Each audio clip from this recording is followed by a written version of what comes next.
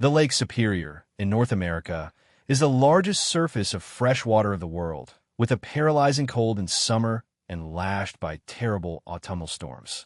We had waves of 30 meters, like a building of 3.5 floors. Can you imagine? We're going to die. Hundreds of boats have sunk here. The most famous is the Edmund Fitzgerald, the Titanic of the Great Lakes, a freighter considered invincible. Do you see that festoon effect there? Nowadays, a boat like that would not be built today. There were no survivors or witnesses, only a shipwreck split in two, completely destroyed. It is like a no-man's land. 3 decades later, explorer divers Mike and Warren Fletcher, father and son, investigate what happened. Brutal new scientific discoveries about giant waves may finally give rest to the Edmund Fitzgerald. This had to have happened very near the end. Music, applause. Music, Gary, this should be the last one. I think we're ready to leave now. Good visibility. It looks like a pleasant morning today. Yes, it is approximately 25 miles of route ahead. Okay. Music, Lake Superior is one of the largest freshwater lakes in the world, with 560 kilometers from east to west. It is a place of extremes, where icy polar air collides with warm, humid winds from the south in a violent collision that can create a superstorm. Almost 300 boats have sunk there, so the enormous freighters that navigate the busy sea routes are built to withstand the tempests. On June 7, 1958, more than 10,000 people came to see the launch of a giant. The Edmund Fitzgerald was the largest and fastest cargo ship on the Great Lakes, 2 blocks long and 8 stories high. It was the man-made object ever launched into fresh water, but on November 10, 1975, it sank during a violent storm. The 29 crew members who were on board perished there. It sank so fast that there was no time to launch a distress call, and when it was finally found, it was split in half and the hull shattered. An official investigation by the United States Coast Guard suggested that human error was to blame. According to the report, the hatch covers were not properly secured, which caused the ship to fill with water and sink, and that it probably split in two when it collided with the bottom. The general consensus is that the ship filled with water for some reason. The bow flooded, probably collided with the bottom first, and remained in that position or attitude for some time, and then the action of the sea and the weight of the ship broke it, but recent sonar scans suggest something different. The position of the ship in 2 distinct halves indicates that it may have split in 2 before sinking. I wonder if we can change the approach towards this other possibility, and that is that the Fitzgerald flexed and broke on the surface and flooded simply because its hull split in half and, of course, ended up in 2 pieces. A huge freighter breaking on the surface sounds incredible, but it already happened 9 years earlier in another November storm, just 350 kilometers away in another Great Lake called Hiren. But there was a big difference. That ship, the Daniel J. Morrell, had a survivor, Dennis Hale, who is now returning to the place for the first time since the Morrell shipwrecked in 1966. Hale was a 26-year-old crew member. This is going to be something good for me. Yes, I think I need it for my mental health, if for nothing else. Yes, Hale spent years recovering from his experience. He was asleep in his bunk in the bow of the Morrell when he was awakened by a terrifying noise. The outside temperature was close to 0 degrees, but Hale ran on deck dressed only in a peacoat over his underwear and realized that the noise was a ship breaking in 2. Hale put on a life jacket and swam to an open life raft with 3 other men. It is right below our feet here. At that time, he was rescued 38 hours later, in the middle of a snowstorm, semi-conscious and delirious, next to 3 frozen and ice-covered figures, the only survivor of a crew of 29 people. Fantastic myths, ancient origins. Elevate your historical exploration to unprecedented heights with a subscription to History Hit. Don't miss our latest releases, in which the classicist Neil Haynes travels to Corfu to unravel the story of the Gorgon Medusa, one of the most iconic and misunderstood figures in Greek mythology. Accompany Jasmine Elma as she delves into something that has obsessed people throughout history: dragons. Where do they come from exactly? What exactly is a dragon anyway? Finally, Dan Snow explores the ancient history of the Isles of Scilly and discovers cemeteries built thousands of years ago. Discover hundreds of hours of award-winning documentaries and podcasts with History Hit. Sign up for a special 6 offer in the music description link below. When I saw the raft for the first time, there was no one on it, and then, when I arrived, they had climbed aboard. I immediately grabbed the flares and fired a parachute flare off. When the flare went out, the other guys were still lying down there. I noticed like a small flash in my left eye then. It was a huge wave. It must have been at least 9 or 10 meters high. I thought it was going to fall on us and kill us all. We had those waves almost all night long. Dennis Hale's eyewitness testimony is the starting point for the Fletchers. I really want to dive and get to the point where the ship broke apart. The sinking of the Morel was blamed on a structural failure. The Fletchers planned to compare the damage of the Hale ship with the Fitzgerald. The similarities could suggest that the Fitzgerald also broke on the surface, meaning that the hatches and human error might not be to blame. Diving in the Great Lakes differs greatly from diving in warm waters. The water here is only 7 degrees Celsius above freezing point and lowers the body temperature of the diver's body temperature. Their dry neoprene suits are 4 millimeters thick, but the pressure at these depths compresses them by half, reducing insulation. So they wear 4 layers of thermal clothing and fleece under the dry suits to try to keep their body heat during their 60-meter descent to the bow section of the Morel. The ship has been on the bottom for more than 40 years, preserved by the fresh cold water. It is always a strange feeling to know that you are diving on a shipwreck where there could still be corpses inside. We have to see the fracture point, but we cannot forget that this is a cemetery. Hale holds the guideline tied to the Morel, his first physical connection with the ship in over 40 years. Fear is a terrible thing. It takes you to places where you don't want to be. In your mind you imagine suddenly that this becomes a rough sea. It's totally incredible. A late autumn storm in these lakes is called the November Witch. Temperatures can drop below zero, winds can reach hurricane force, and giant wave can exceed 16 meters when the cauldron stirs. No ship is safe. The Edmund Fitzgerald was the largest ship that ever lost its battle against the witch when the Edith Gerald sank it. It's like my ship is sinking everywhere. I went through all of those emotions. There were times when I thought about it, and it gave me chills to think about those men in the cold and my concern for them. The Fitzgerald lies 160 meters below the surface, a cemetery where diving is prohibited, but its bell was recovered, and every year it rings for the men of that ship. Once for each lost soul, on the afternoon of Sunday, November 9th, 1975. The freighter sailed from the Burlington Northern Railroad dock in Superior, Wisconsin. There were 29 men on board, fathers, sons, and husbands. The freighter was loaded with taconite, reddish-brown pellets of low-grade iron ore, and was heading to the steel mills of Detroit, a trip of more than 1,000 kilometers that would last about 47 hours.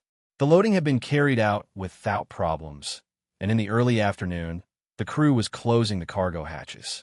Bruce Lee Hudson was one of the men whose job it was to close the hatchways. That day, he had been a crew member of the Edmund Fitzgerald for more than 7 months.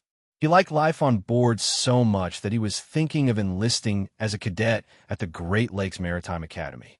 Bruce was an only child. His family learned of the tragedy from a news report 9 years prior. Dennis Hale was also a crew member in his 20s on a Great Lakes freighter, the Morel, a ship that broke in two by the fury of the. Today, the lake is calm.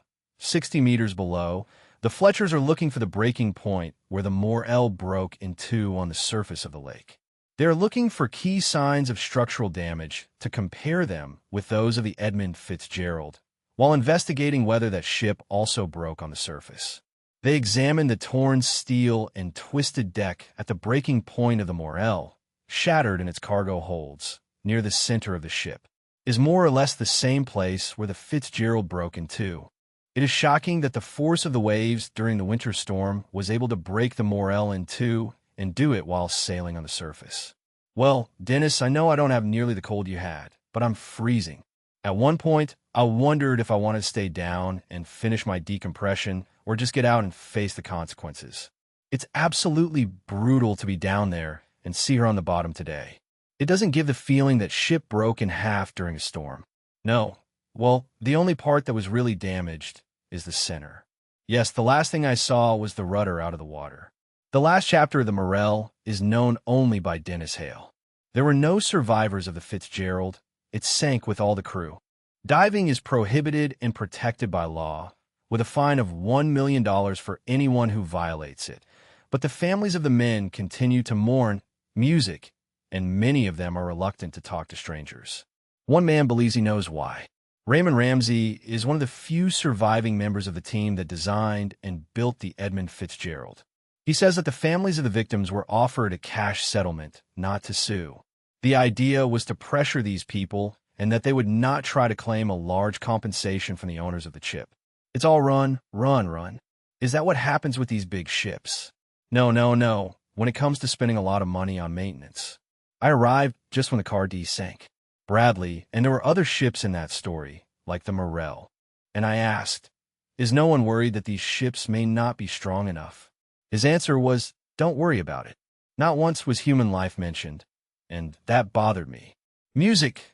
The official investigation by the United States Coast Guard concluded that the cargo hatches had not been closed properly, allowing large amounts of water to flood the Fitzgerald's hold and sink it, a controversial finding that effectively blamed the crew. So, I guess this is still going on. I thought they screwed them on, but they probably close and break like that. The crew of the Edmund Fitzgerald would have knowingly risked their lives by not closing the hatches. So the team wants to know what the sailors of the Great Lakes believe that Captain Brandon Durant has spent much of his 15-year career on Lake Superior. From what I've been able to find, the hatches weren't properly closed. You don't go into a storm without sending someone to check or recluse the hatches. When the Fitzgerald sailed from port on November 9th, the water was calm and storms were forecast for the next day. But Superior is so large that it is like an inland ocean, and all captains know it makes its own weather. November is the worst month, right? Days when you just don't go out. Sometimes you're under pressure to move forward and maximize profits. It pressures you that some people's seasickness is not a factor, or you're under pressure to make millionaires' money, but you're also pressured by the fact that, in doing so, you have to protect their people and their assets. This freighter is the same type as the Fitzgerald, and today carries the same cargo, iron ore, sailing through some of the same waters. Its sonar reveals that there is right above the wreckage, so we're very close to the crash site right now, aren't we? It's a strange feeling, yes. You're 500 feet between you and that ship. It's definitely something to respect, the family and the guys who were down there at 7 in the morning. On Monday, November 10th, 1975, the Fitzgerald was near the center of Lake Superior. It was 17 hours into the crossing, a third of the way, but the storm intensified. They were only 12 hours away from the tragedy. Ransom Cundy was one of the 3 lookouts on board. He was a father of 2, one of whom had passed away just the year before. Death had greatly affected him. The man who had been a joker and clown was now sad and withdrawn. Ransom couldn't swim. He said if his ship sank, he would go to the bottom with it.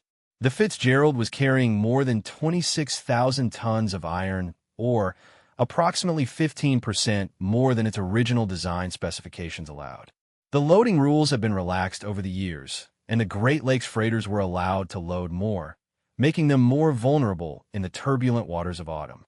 Raymond Ramsey, one of the original designers of the Fitzgerald, believes this was a contributing factor to the sinking.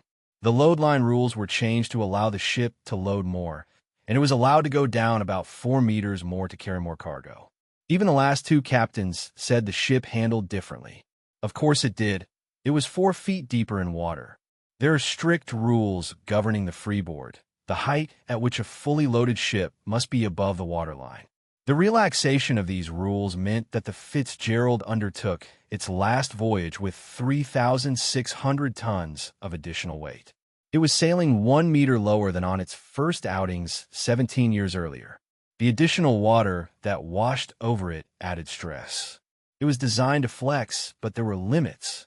As the ship moved between the waves, it was less and less able to recover from the rolling and shaking forces of the stormy seas. Another reason why the storm hit the Fitzgerald so hard. The Cumd is also a Great Lakes freighter. It is being scrapped in a yard in Ontario, giving the Fletchers the opportunity to examine its insides. The Fitzgerald was 100 feet longer than the ship, approximately, and 10 feet wider, and I think 5 or 6 feet higher when loading. It is essential that freighters remain level in the water, as if the weight of the cargo is not evenly distributed, the ship could list. The Fitzgerald's cargo was distributed in 3 enormous holds, each the height of a 3-story building.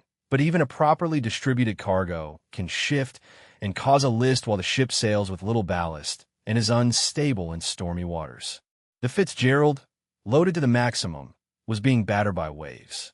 This giant cross-section shows how the Fitzgerald's internal structure could have made it even more unstable and vulnerable in a storm. These ships have what is called a central bulkhead, right in the center of the ship. It is a solid bulkhead, a solid steel wall that keeps the water on one side of the ship or the other. It can only reach that central bulkhead, unless there is a leak in the bulkhead. So if the water is on that side, it is obviously going to tilt to that side. But it stopped from flooding on that side thanks to a bulkhead below here that is right in the case of the Fitzgerald with the drain in the center. You can see how, if this ship starts to list, how much water a ship could take. Yes, let's draw one listing on one side. Look how much water it could take before reaching the drain, right? And in the case of the Fitzgerald, we know from the communications of the captain that the ship could not get rid of the water that had entered the cargo holds. So in a ship of this size, that amount of water could be even hundreds or even thousands of tons, right? It would be thousands of tons, yes. Just 1 cubic meter of water weighs a ton, and the storm lashed the upper sea and rained on the Fitzgerald the night it sank. The conclusions of the official investigation attribute its sinking to a massive flooding of the cargo hold, but they went further and suggested that the ineffective closing of the hatches was to blame on the crew. Michael Eugene Armagost was the 3rd officer on the Fitzgerald. He was a good husband and was 37 years old when he lost his life. The Fitzgerald was sailing when his wife and young children arrived to surprise him and say goodbye. They called the ship's cook, who told them that Mike was resting below deck before his shift. They never saw him again. His family says that it is impossible that the crew did not secure the hatches. The relatives aren't the only ones who reject the investigation. The Fletchers are among the skeptics, but want to check if an open hatch could have doomed the ship. Marion Gabusi is a naval architect in Ontario. She has evaluated the cargo hatches of cargo ships for more than 20 years and has helped establish industry standards. Let's bring the water. Cargo ships sailing the Great Lakes must undergo annual safety inspections. The last Fitzgerald inspection was October 31st, 1975, 10 days before it sank. The water pressure is adjusted to match the force created by 8-meter waves that the official report says that the Fitzgerald Music found the ship they are testing today is similar in structure, so the test should reveal how the hatch covers withstood the storm. The style of the clamps is the same. The actual physical type of the hatch cover was the same as that of the doctor. It is a fair comparison. It is a fair comparison. Yes, okay. Here it comes. Have you seen water enter through the center of the head? No, I haven't seen water yet. There's an open clamp, so we'll see if water enters there. See if water enters right here. Walker, yes, a small amount of water has definitely entered. We have sprayed for half a minute. Have you gotten enough water? It's more or less the amount of cream that is put in a coffee, a couple of tablespoons, not a couple of teaspoons, but a couple of tablespoons. Will this side of the ship sink? No, unless it is sprayed like that for months or a year. Let's turn up the intensity. Let's remove all the clamps and see what happens. I'm going to get the tool. The team wants to see if the hatch is still working. If a ship's crew left half the clamps unfastened, I don't think much water would enter, but a little would. There it is. A little squirt comes out there. Is more coming out than before? I would say at least twice as much, maybe 3 or 4 times more than before. We have removed all the clamps. We have the equivalent of a 75-meter wave applied directly to the hatch cover opening. What is the most water you can suck up? Maybe, in the worst case, 1 liter per minute, in general, when waves break on the deck. They broke down here, right? That means it didn't even affect this. We've gone to a huge extreme and put the wave way up, which means we actually compress the gasket with 3 m of water height, which means it just pushes it further down, which is the equivalent of putting more clamps on. Yes, I'm not convinced by the idea that the Fitz sank just because water entered. It's too close to the deck, and it just doesn't make sense. Yes, they were nice glasses. You like them, right? Where are yours? I hope the Ministry of Labor comes and gives you a huge fine. You were too young to remember it, but, in fact, I wasn't even born yet. You were born, but I remember the day it sank. I remember the mood of the people when they learned that a gigantic, yet what we considered modern, lake freighter had sunk due to a storm in Lake Superior. We didn't think that was possible anymore. Yes, of course, these images of the remains of the shipwreck were very difficult to see in it. When the official investigation into the sinking of the Edmund Fitzgerald was carried out, the only available images of the wreckage were low quality and grainy. But the team has accessed 8 hours of high-definition footage filmed in the 1990s and wants an expert's opinion on what they reveal. The Fletchers analyzed the Fitzgerald video with Claude Dye, a ship structure specialist. Structural breaks can be clearly seen. The resolution quality is much better. This was filmed in the 90s. There has been no formal investigation since. Music.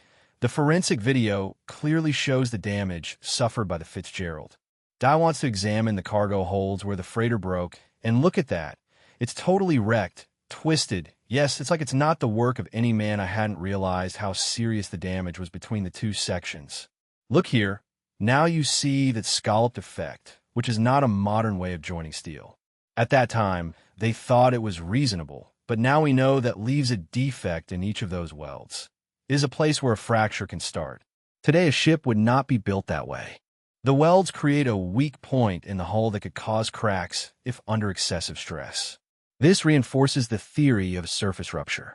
We have to examine that type of evidence to try to find out what happened and build a ship like that today. The welds create a weak point in the hull that could cause cracks if subjected to excessive stress. This reinforces the theory of surface rupture. We have to examine that type of evidence to try to find out if that happened on the surface or at the bottom of Lake Superior. My problem with the idea that the damage occurred at the bottom is that I can imagine a large crack in a ship that sinks to the bottom as a single piece and then hits and cracks, but how does so much damage occur? I think that if it is still on the surface when the crack occurs and it is working the waves, another wave, and it is working and, it is grazing there has to be some reason for that. It was not an explosion. It was natural, the force of the waves and the stresses that shattered everything. The evidence suggests that an extraordinary external force broke the Fitzgerald. It was not the cargo hatches that leaked due to human error. Dennis Hale was on the bow of another Great Lakes freighter, the Morel, when it broke in half at the surface. I could hear the sound of metal breaking above. The noise that night was incredible. The wind blowing through the cables. You could hear the sound of steam escaping and the engines. You could only hear them working with difficulty.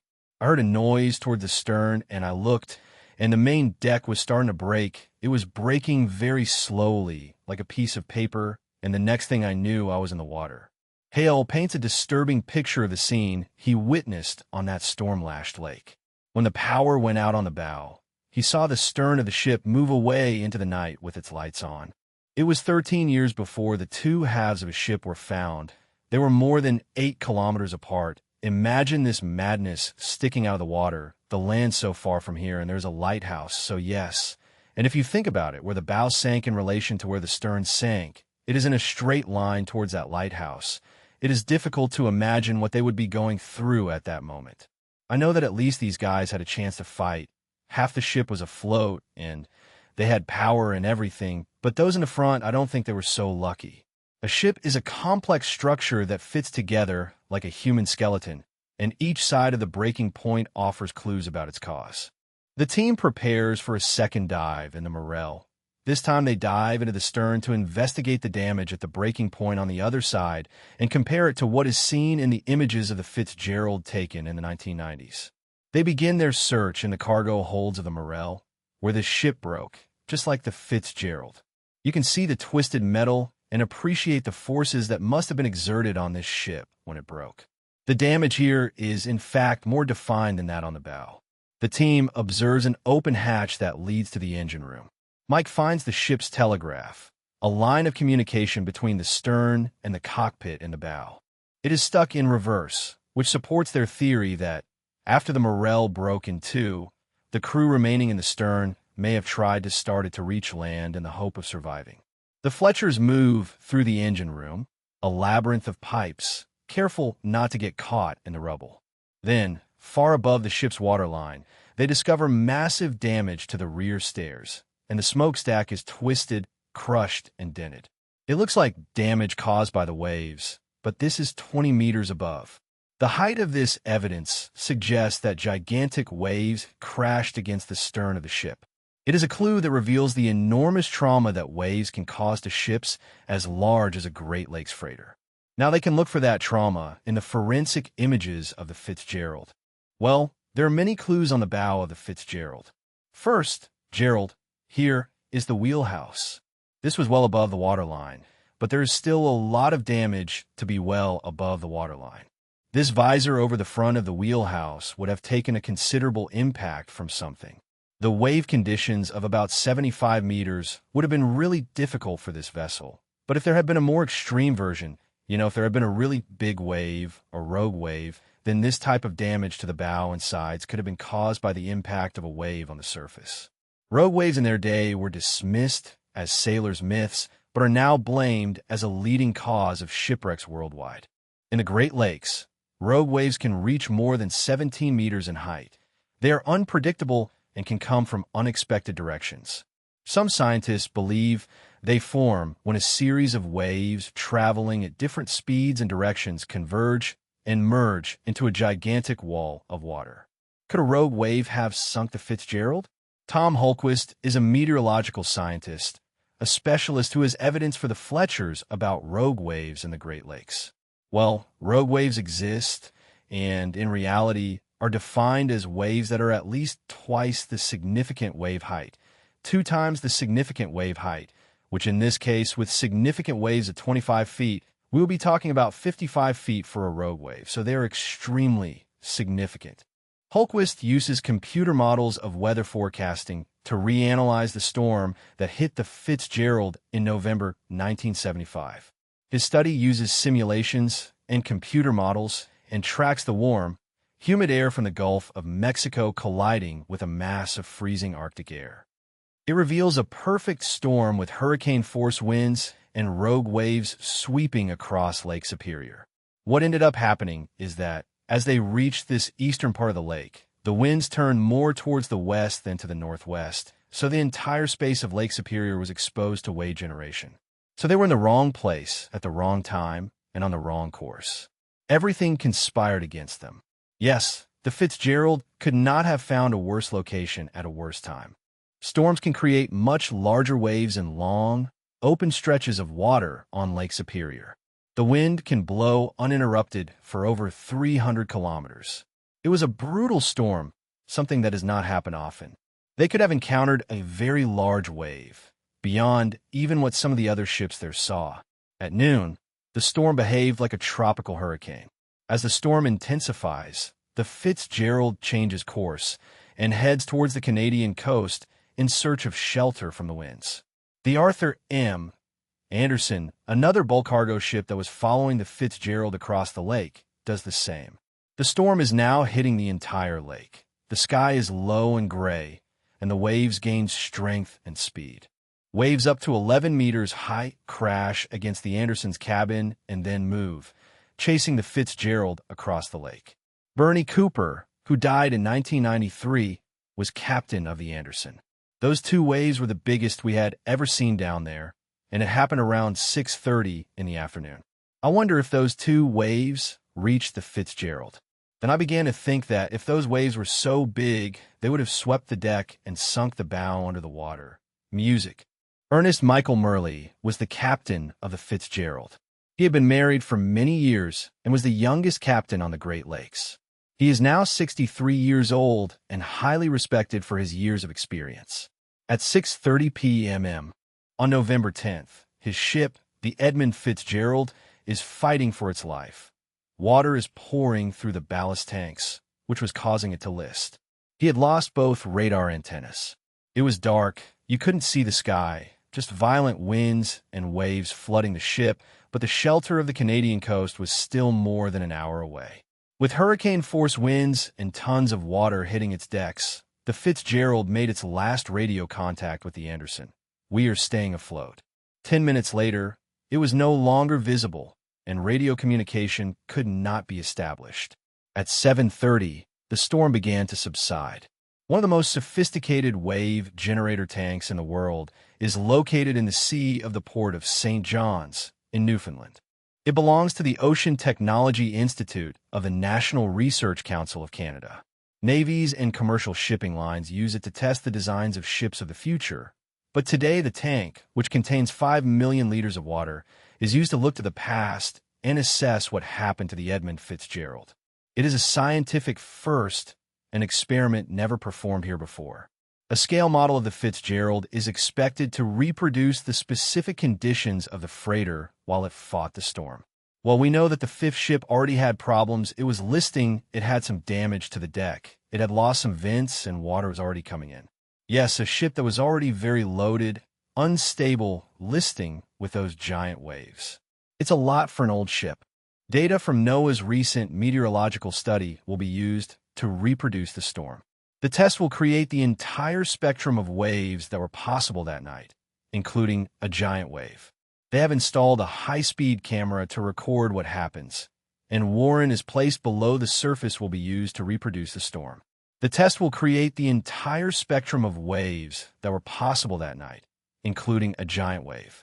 They have installed a high-speed camera to record what happens, and Warren is placed below the surface to capture the impact from below.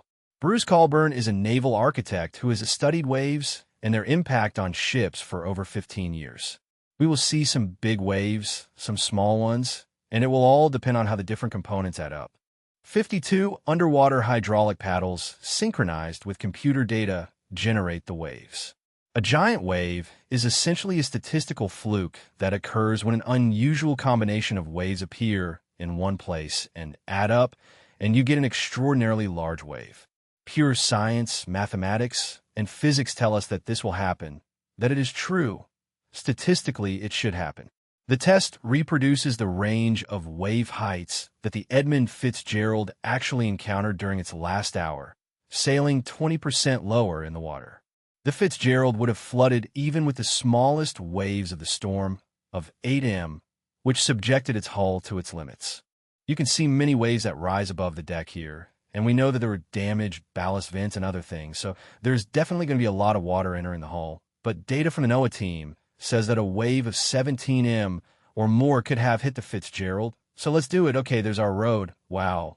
There it is. That was pretty overwhelming. That's right, yes. The whole ship was pretty overwhelmed from one end to the other. The high-speed images show the giant wave in. All its lethal power, they rise over the stern of the ship and hit the pilot's cabin hard. An impact that would cause the damage that Fletcher saw in the high-definition images of the Fitzgerald. Here comes a big one. Look, it lifts the stern. Yes, it rolls all over the deck and then pushes the bow right under. Yes, it pushes the wheelhouse straight down. These ships are designed to withstand rough seas. They know that there are going to be big storms, but are they designed to withstand that monster wave? You know, 1 in a million? The team has seen what the waves likely did to the Fitzgerald the night it sank. Next, they plan to apply their data to the ship itself using a unique machine. The Fletchers are on board a $17 million marine simulator, one of only 2 simulators of this type in the world and the only one with hydraulic movement here in Newfoundland. They can accurately reproduce the conditions on the bridge of the Fitzgerald the night that it sank. When we obtain the data from the Fitzgerald itself, the plans of the lines, the engine arrangement, the meteorological model, we were very interested in recreating the realism of each event. It is the first time that this system has been used to investigate a maritime accident for intensive purposes. We will be aboard the Zero. Well, now we're going to feel a smooth elevation as the unit rises on its hydraulic system. Oh, there it goes. The ship's simulator weighs approximately 25 tons, and its hydraulic system is mounted on a 6 degrees motion base to accurately mimic the vessel's movement during the storm. 3D projectors show a 360 degrees view from a bridge. It has capacity for more than 30 people and is one of the largest simulators of its kind worldwide. We process enormous amounts of complex data to create an oceanic environment. This is typical of what you would find sailing in a boat of about 23 feet. That's right. Yes, and you're not going to feel much in a big boat. No, you're not going to feel much. Very loaded and deep in the water. This is a typical experience. Jim, if we can pick up the sea state now. We increase the wind a little. In addition, the simulator also offers views from the outside, which allows the Fletchers to see the effects of the storm throughout the ship with that kind of iron load on board, which would have made the ship sink quite a bit in the water. One thing that really catches my attention is how the waves spread along the ship. You know, you have a wave at the bow and another at the stern, and that would exert a lot of force in the center of the ship. We have to take that kind of testing into account. Completely destroyed, water is getting into you, water that is covering the ventilation grills of the tanks, and we're turning, and yes, you can feel how the ship is twisting. Without a doubt, the hatch covers have to be doing their job, or we are in trouble. Yes, the sea is coming on deck. There's a lot of force, breaking everything that is not very, very well secured. And we have to think that the Fitz was seeing at least 10-meter waves that night. Not all of 10 meters, but some for sure, yes, with the possibility that there was some giant wave or a path of waves. Jim, can we know the maximum sustained wind speed? The ship's reported speeds of 160 kilometers per hour with hurricane force, creating the perfect conditions for a giant wave. Look, the giant wave, it's coming straight towards the rear windows. It would have shattered the entire bridge. Yes, it would have torn off the rear windows. Wow. You can tell that we have leaned a lot at that moment. Now your wall of water now, oh yes, right now, this would be very close to the end of the filter. Right here, we felt like we were in the wrong place at the wrong time. It was really free. A giant wall of water, 17 m, high hits the ship, shattering the deck and submerging the cockpit. There are many forces, many things are happening here right now. I could see that could easily break a boat like this in half. That would have been the end, yes. No ship. The Edmund Fitzgerald was hit and lashed by a November storm on Lake Superior. It took almost a year to build, but only one day to destroy itself. On Monday, November 10th, 1975, it was shaken by violent winds and hit by waves that submerged it and made it sway until the ship, which was sinking, was probably overwhelmed by a gigantic, monstrous wave, a huge wall of water that bent and twisted its steel as if it were a clip, shattering 61 meters of its hull. It was the largest ship that had ever lost a battle against the Witch of November, an invincible Titanic that was lost along with 29 souls.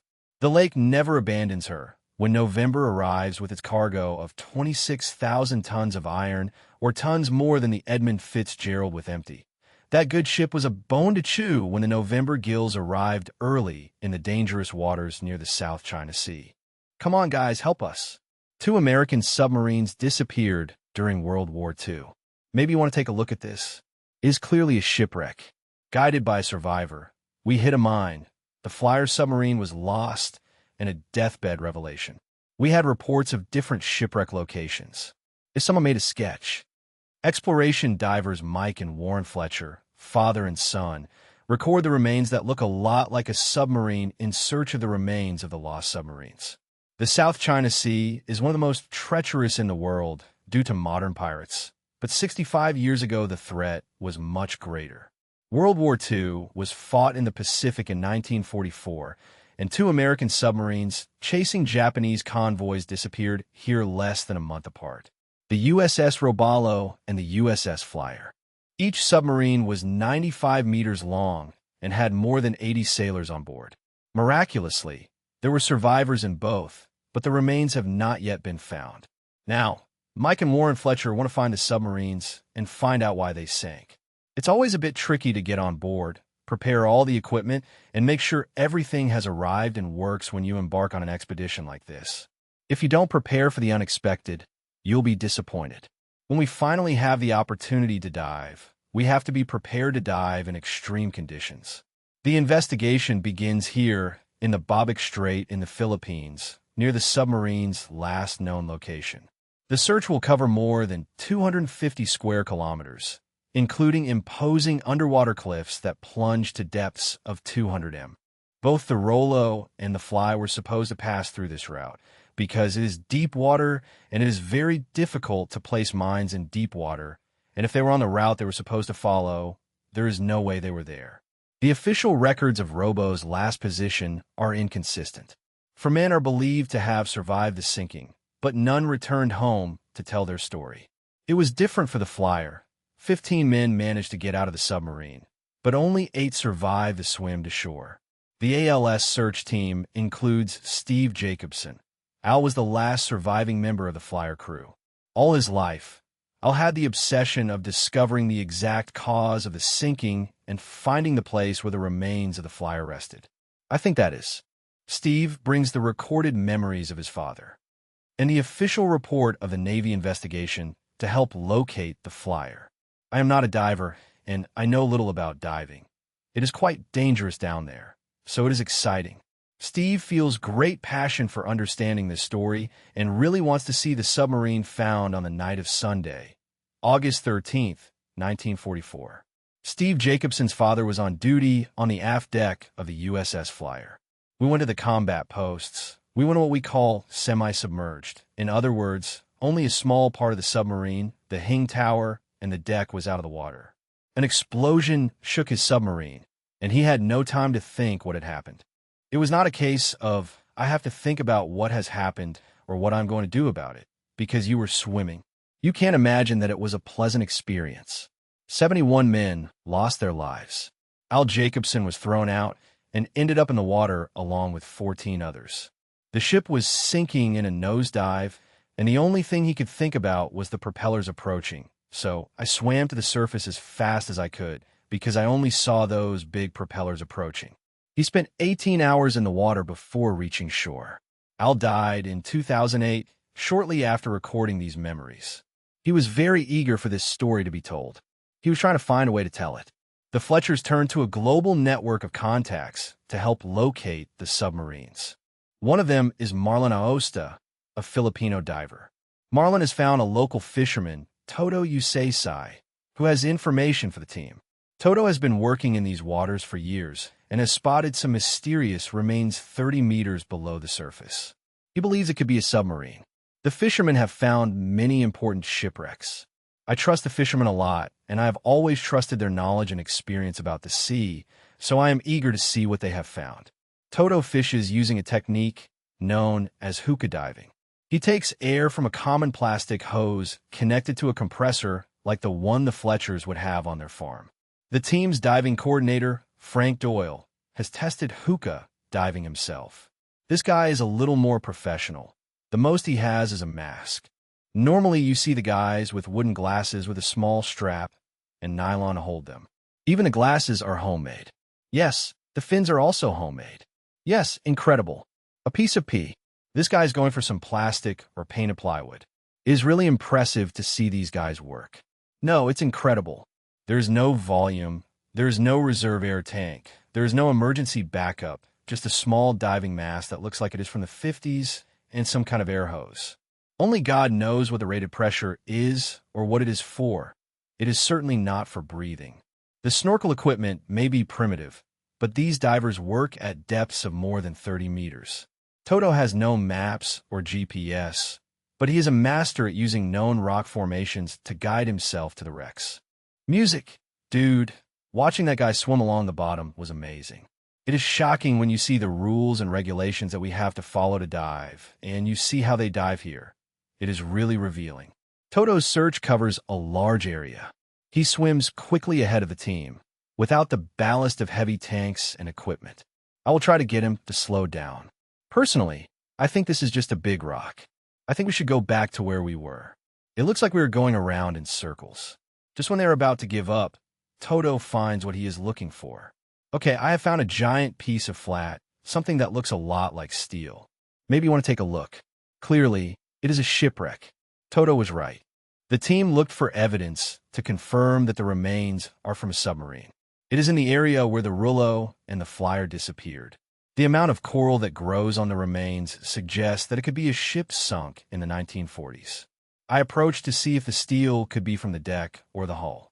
First of all, look at this piece of plate here. I don't know if you can get close enough to see it, but it looks like a steel sheet. Do you see our companion up there? He has a cable piece. I think the cable seems to be attached to more music remains of a shipwreck. Mar, if you get closer, you can see that it is cable. Storms can destroy a shipwreck long after the incident that sank it, scattering the remains over a wide area and making identification difficult. Music. They need to find a distinctive piece of the wreckage, so Mike draws the shape of a bow in the hope that Toto knows where it is. It seems that Music Mike is satisfied to have found the bow, and they return to the surface to discuss what they have seen. What do you think? I don't think it's a submarine. Yes, or at least not the submarine. No, I think it's an old iron and steel shell. Yes, it is difficult to say, but it seems quite resistant. Whatever it is, I think it's from the steam era. Yes, it is so old that it would not have so much coral otherwise. The current was also starting to pick up there. It's definitely time to get out of the water. A large door slams open. The team must hurry to return to the safety of the larger support ship. They cannot hide their disappointment. They both hope that the remains were from one of the missing submarines. It's frustrating. Many times, when eyewitness testimonies are obtained, they see something that they have heard about all their lives and automatically associate that object with that story without really being objective about it. They know they're looking for two G-class submarines, the workhorses of the United States Navy in the Pacific all their lives, and automatically associate that object with that story without really being objective about it. They know they're looking for two G-class submarines, the workhorses of the United States Navy in the Pacific. Former United States Navy Lieutenant Tom Kimmel has a close relationship with these combat machines. His uncle was the captain of the role. I have to familiarize myself with what it's going to look like, but that is how long, that is how wide, that is more or less what we were looking for in terms of World War II submarine combat machine. GAT class. This was, so you get an idea of how important the activity of these submarines was. 55%, more than half of the Japanese losses, those losses were caused by American submarines. There was no force in the war that contributed more to the success of the war than American submarines. You have a personal connection to the Rabello and a special interest in it being found. The Rabello was commanded by my father's older brother, and they went out on war patrol. It is not known for sure if my uncle survived the initial attack on the Rabello. Perhaps by locating with certainty where the Rabello might be, we can finally get the answer to some of these questions, and no one could be more interested in it than me. Since the submarines were lost off the coast of the Philippines, in Southeast Asia, a country comprising more than 7,000 islands in the Pacific Ocean. Marlon Aosta, the team's contact in the Philippines, is on the island of Con. He is following a lead on a USS Robalo. A good friend of his may have relevant information. Dennis Hunter, diver and former United States Navy sailor, has been living here for 20 years. He is in the terminal phase of cancer and wants to pass on what he knows about the Robalo before it is too late. The Fletchers hope that Dennis's clue will help them locate the submarine. Yes, it was on the southwest end of Pan Island. We had people come and reporting different shipwreck locations and things like that, but someone showed up with a sketch of the Robalo and, well, we weren't looking for submarines or anything like that, so we just kept the information, as always, the sketch that the guy gave us, where it says Robalo, but he misspelled it. Yes, that is an A, and the whole number is incorrect. It indicates that it had a considerable depth. A fisherman sold this information to Hunter Drew to show him where he thought the submarine was. Dennis and the fisherman had kept the location in the Bobbick Strait secret because Rex is an area highly prized for its rich fishing and valued for salvage and treasure. The team is heading quickly to the site, and Marlon receives news from his friend. Hello? Mar, I have sad news, very sad. One of my friends, Dennis Hunter, has passed away. Oh no. Yes, it surprises me that he died so suddenly. I really wanted to meet him. I am sure that he would have loved to be on this trip. He is a good friend, a very nice friend. Dennis Hunter spent his whole life working at sea. He died at only 49 years old. Music. After his death, the team redoubled efforts to find the missing submarines. They provide the team with a search location. They bring a sideskin sonar to locate their target. Wait, guys, they tow the torpedo-shaped device behind the boat. Its sound waves reflect on the surfaces of the seabed. They capture an area of 150 meters on each side. Hard objects, like the metal hull of a submarine, emit a strong echo, while the flat, soft seabed absorbs sound waves more. Little by little, a high-quality image appears, revealing what is underneath. Jim Bradford is an expert in side-scan sonar. He is a former naval lieutenant who spent 33 years in the Canadian Navy. Perhaps the water is too deep in some places with this light system that we carry, so we're not going to be limited in terms of the depth we can reach and the depth at which we can obtain images. We can probably comfortably go down to about 75 meters. This is an extremely difficult place for side scanning. The seabed is hard, rocky, and dotted with underwater cliffs. A metallic object, even a submarine, can go unnoticed on a hard, uneven bottom. They use GPS guidance to create a grid over the general target area and comb the seabed for debris. If there is a submarine in this rocky terrain, the side scanner will help locate it precisely. It is risky to drag a technological device worth $45,000 through unknown waters, and an emergency soon occurs. The seabed has unexpectedly shallowed, and the sonar is heading directly towards a rocky escarpment. Lift it. Lift it. For your life, guys. Lower the camera and help us. Come on, guys, help us. At what height? It would take at least a week to get a replacement for the equipment. If the side scanner is damaged, the expedition will be terminated. As quickly as it started, the crisis is over. The boat moves into deeper waters, and the scanner is safe. Again, okay, we can go back. Music.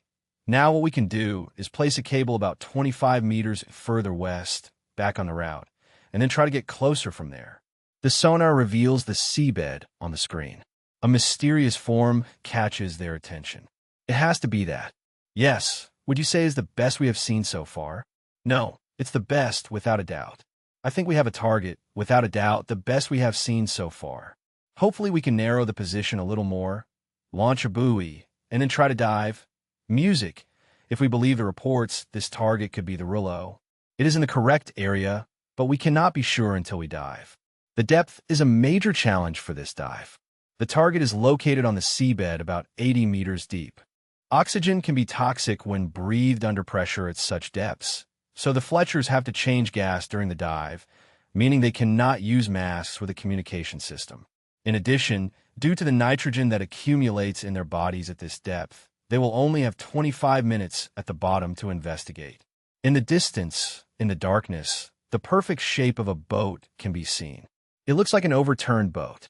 It is a solid shape covered in coral. We have to get closer now. The dense coral covers the surface, making identification difficult. As the minutes pass, they lean over the suspicious form in search of evidence of Robalo. The 25 minutes pass quickly, and they head to the surface to share their findings. It is a beautiful place, and I can understand how they made the mistake, but it is a huge rock.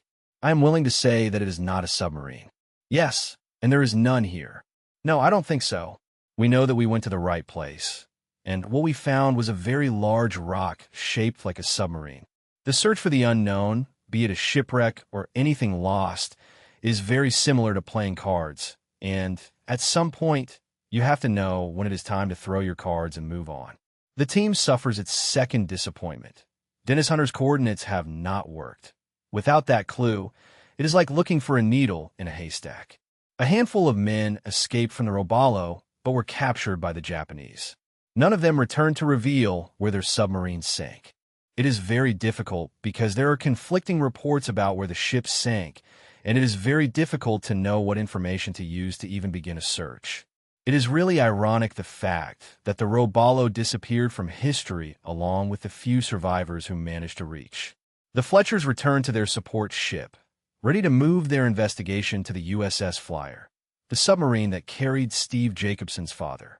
In search of the USS Flyer, the Fletchers turned to Al Jacobson's account of the submarine's last moments. We hit the mine, and of course, I didn't understand what was happening. The ship was sinking in a nosedive. I was in the water, sucked down. I swam to the surface as fast as I could. 15 people got out of the submarine. The Flyer submarine was lost. A tragic situation. Anyway, we swam. I don't know if you would say what you were thinking or that. I can't say. All I can say is that I repeated the 23 of the SSAL so many times that it almost became funny, but I did. Only 8 of the sailors survived the journey to the coast. Al Jacobson spent the rest of his life determined to find out what had happened to the lost submarine. Marine, your father seemed very sure that they had collided with a mine, as if there was no doubt in his mind. Well, whatever we find on the shelf, it will clearly tell us exactly what put it on the bar. And that's what he told his father. He had no doubt. Well, whatever we find on the shelf, it will clearly tell us exactly what put it on the bar. And that was one of the main things he was interested in finding out, and why it would have been so valuable or interesting for him to find out. Hopefully, we can find some evidence that it was a mine and where it actually hit. Al Jacobson and his fellow survivors left detailed accounts of where the plane crashed, and naval reports indicate the submarine's last known coordinates. The only thing that would be etched in my mind if I were a man would be death in the water. Death would be etched in my brain. Well, and they also said that there was land 18,000 yards ahead, which doesn't make sense here, does it? And I think all this is great, but in the end, don't we agree that we are still talking about the same search area as far as side-scan sonar is concerned, and the two sources reveal an unexpectedly small target area, about 32 square kilometers. But even this can take days to search, as the seabed descends to 200 m beyond the range of the team's side-scan sonar. Hey, are you ready to launch it? No, we're ready to go now. Okay, the team scans during the day and passes by the gentlemen aboard the ship anchored in the search area. Pirates are constant danger in the darkness and isolation of the open sea. That's why we have security. Yes, it's quite strange to think of pirates nowadays, but it happens. Oh, sure. Are we safe? Yes, sir. 3 guards in rotating shifts, armed with 2 M16s, 2 pistols, and a hand grenade, protect the hundreds of thousands of dollars in equipment and the 25 souls on board. Music! This scanning technique is like mowing the lawn, with precise tracks of sonar readings that create an image of the sea.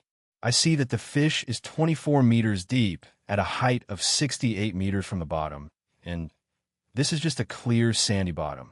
We hope it is completely sandy in its entirety. Suddenly, a large shadow appears on the sonar image. What is that?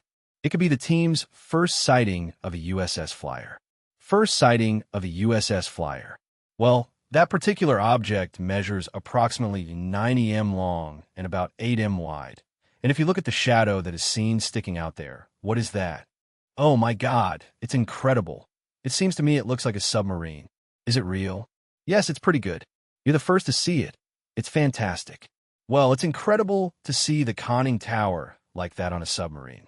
We have dived on many submarines that had never been dived on, and many times the conning tower is broken because it was not part of the pressure hull. Incredible. I am so excited I cannot express it in words. I mean, it looks like a submarine, but it's the Flyer. The only way to know is to dive down there. We went down, and there were so many things my father wanted to see in the submarine while you went through it. I mean, what he always commented on was trying to identify where, and if you knew it was a mine that they had found, if it was on the starboard side. The Fletchers have found their target. We can see a very distinctive side image. It has the correct shape and dimensions, so if it is a class submarine, in my mind it is going to be the Flyer. The big problem is that this area is very well known for its nasty currents, and it is deep. It is very close to 100 meters to the bottom, and it is the deepest I have ever dived. It is right on the edge of our training. The target detected on sonar is 100 meters deep, but once there, Mike and Warren will have only 12 minutes to explore. Deep dives like this push the human body to its limit. Each one carries 4 tanks with a complex mixture of gases they need to breathe at different pressures. At these depths, they run the risk of suffering oxygen poisoning and nitrogen buildup. So each one carries 90 kilograms of gas on their back while fighting the strong currents to reach the bottom. They experience pressure similar to a vice, 10 kilograms of force per cm superscript 2 on their bodies. The 2 millimeters wetsuits are compressed to less than a millimeter, and all the air is expelled.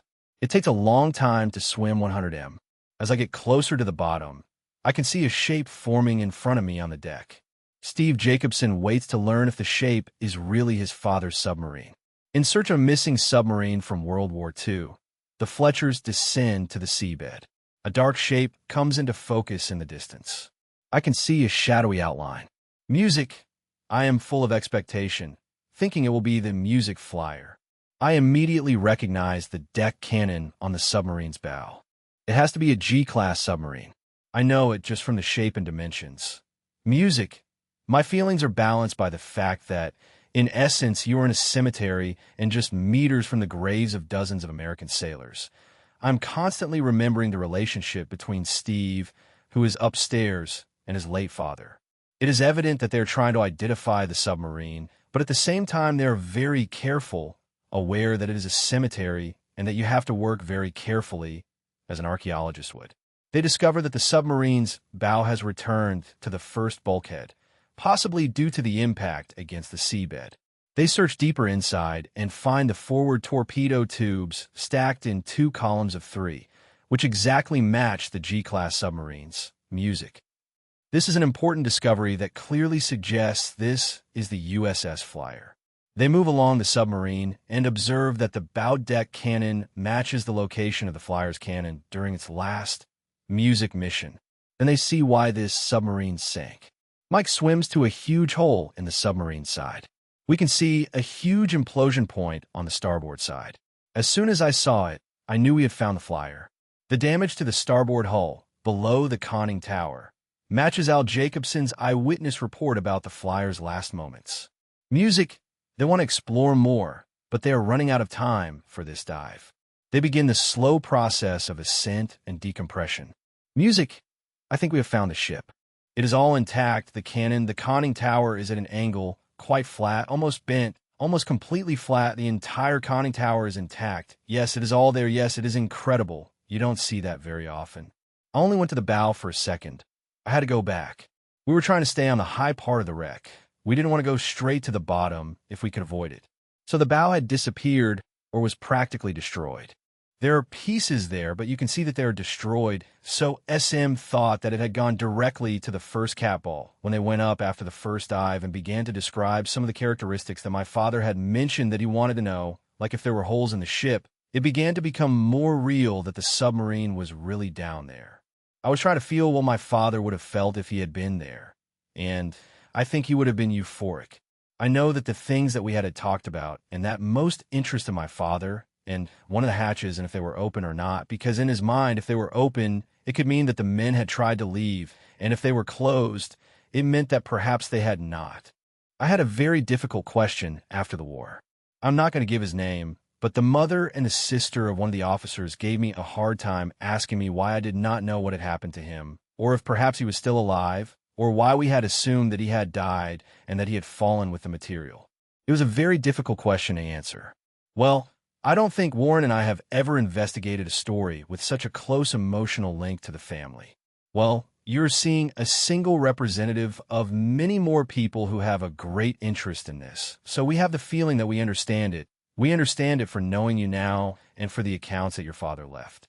Without accounts from survivors like Al Jacobson, the leaflet would not have been found. They swam 19 kilometers through treacherous waters to reach land, using a homemade raft.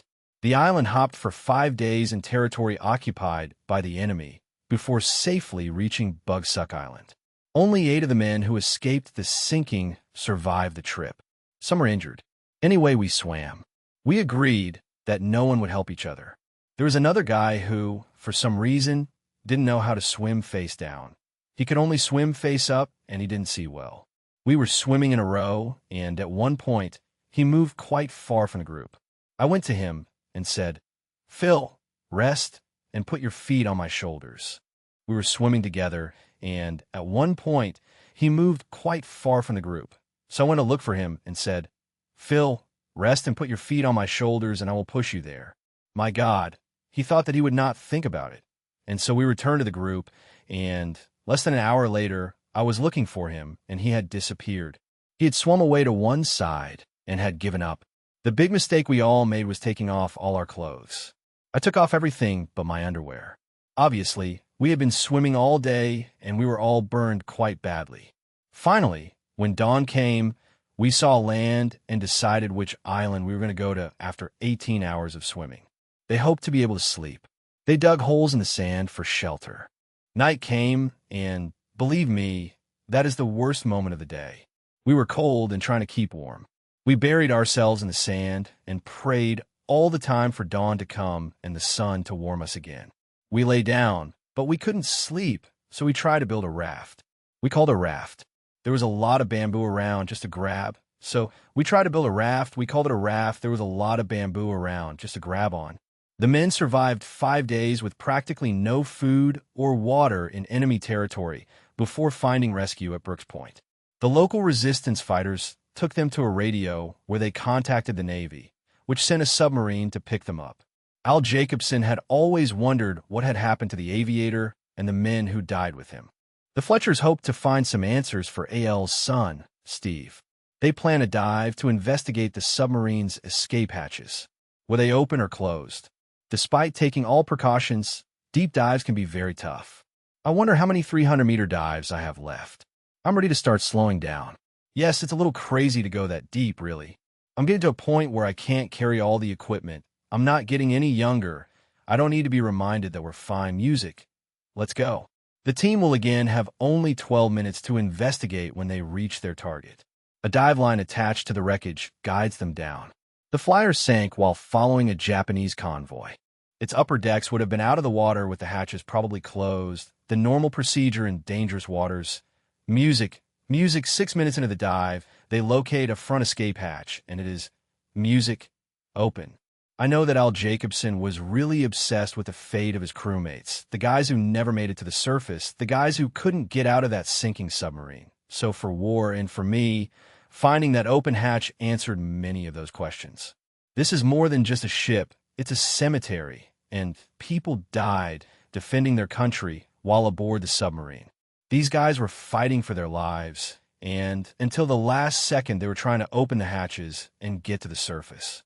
Just thinking about the number of men who must have died in this submarine is really a feeling that makes you feel humble.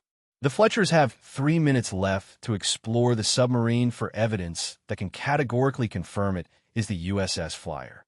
We have discovered submarines in the past, and the Flyer held a special place in my heart, just for the fact that Steve and his father Al were so determined to find the submarine. And knowing some of the small details of the story made it very rewarding for me to go down there and answer some of the questions that have been raised for so long. The submarine is in the right place, is evidently of the right type, and the damage seems to match what happened to the Flyer, but no name or number is seen. Mike and Warren have completed the 12 minutes of immersion and must begin the long decompression process, stopping a dozen times at regular intervals to make sure that the excess helium and nitrogen in their bloodstream is released at a safe and controlled rate. If they're not careful with the decompression time, they can contract what is known as diver's disease, which can have very serious consequences, including death. However, it can be prevented and is characterized by joint pain, similar to a severe case of arthritis. At first, the divers seem fine.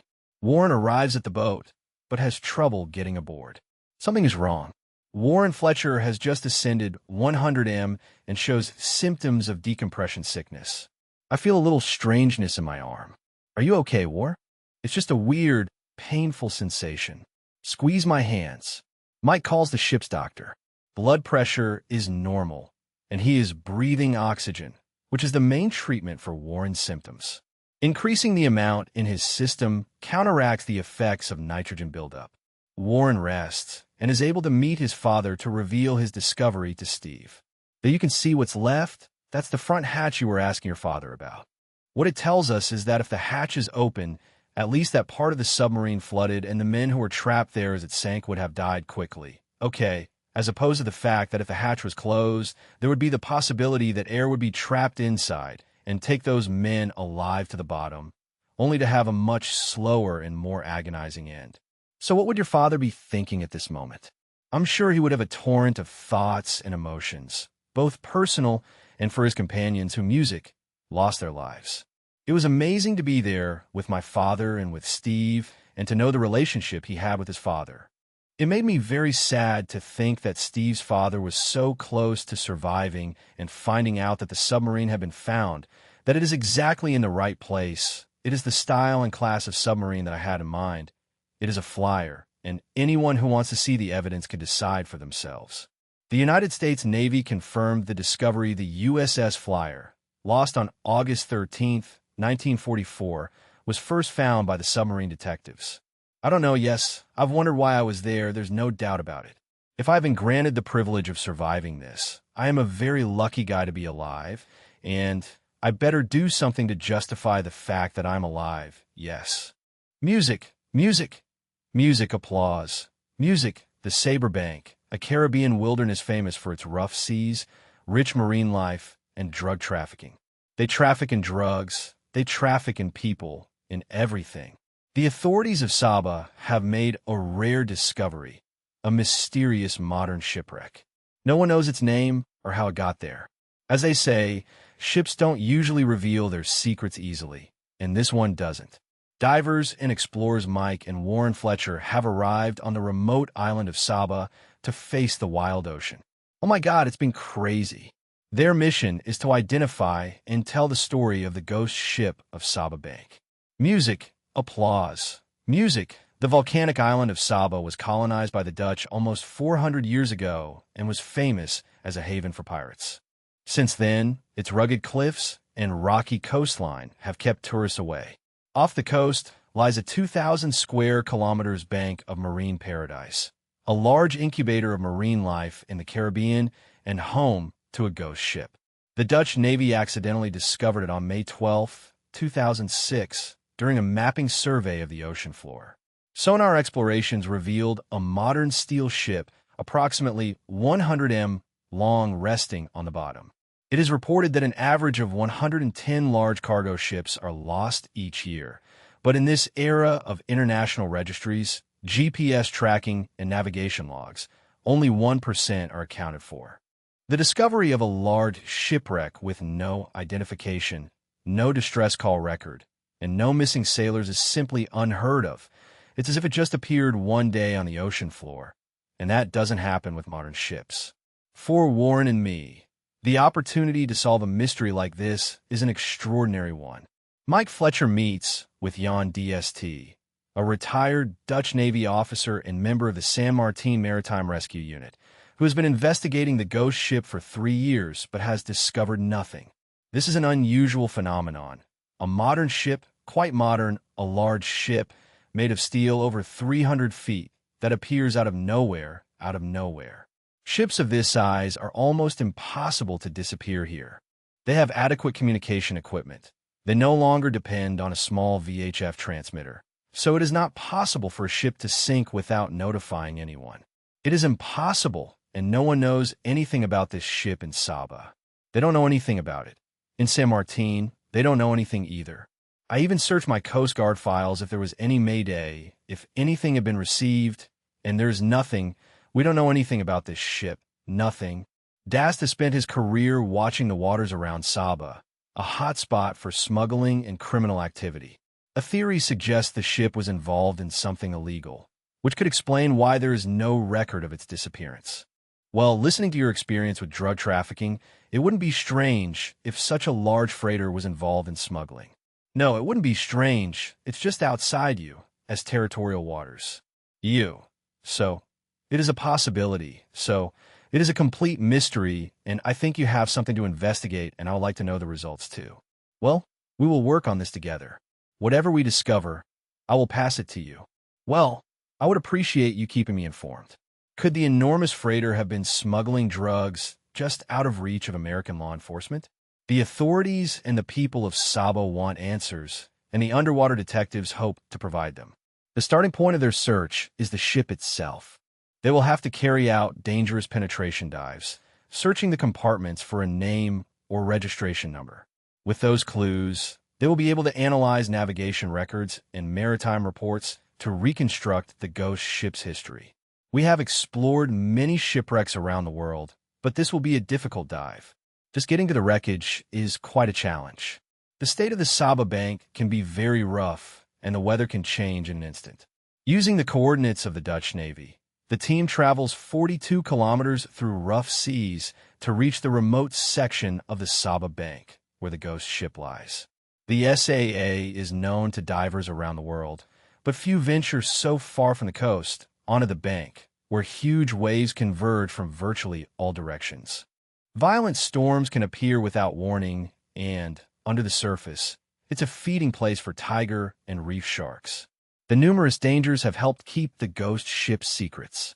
The members of the Submarine National Park, Greg Vank and Yan Dull, know the dangers of diving in the bank very well. It is simply the fact that we are very far away, 26 miles from the coast, and you cannot be rescued quickly. That is what will be on my mind today. The captain of the dive boat, Miles Noak, does everything possible to synchronize his route with the GPS coordinates. According to the Dutch Navy, the top of the wreck is only 7 m below the surface. It should not be difficult to locate once the team is in the water.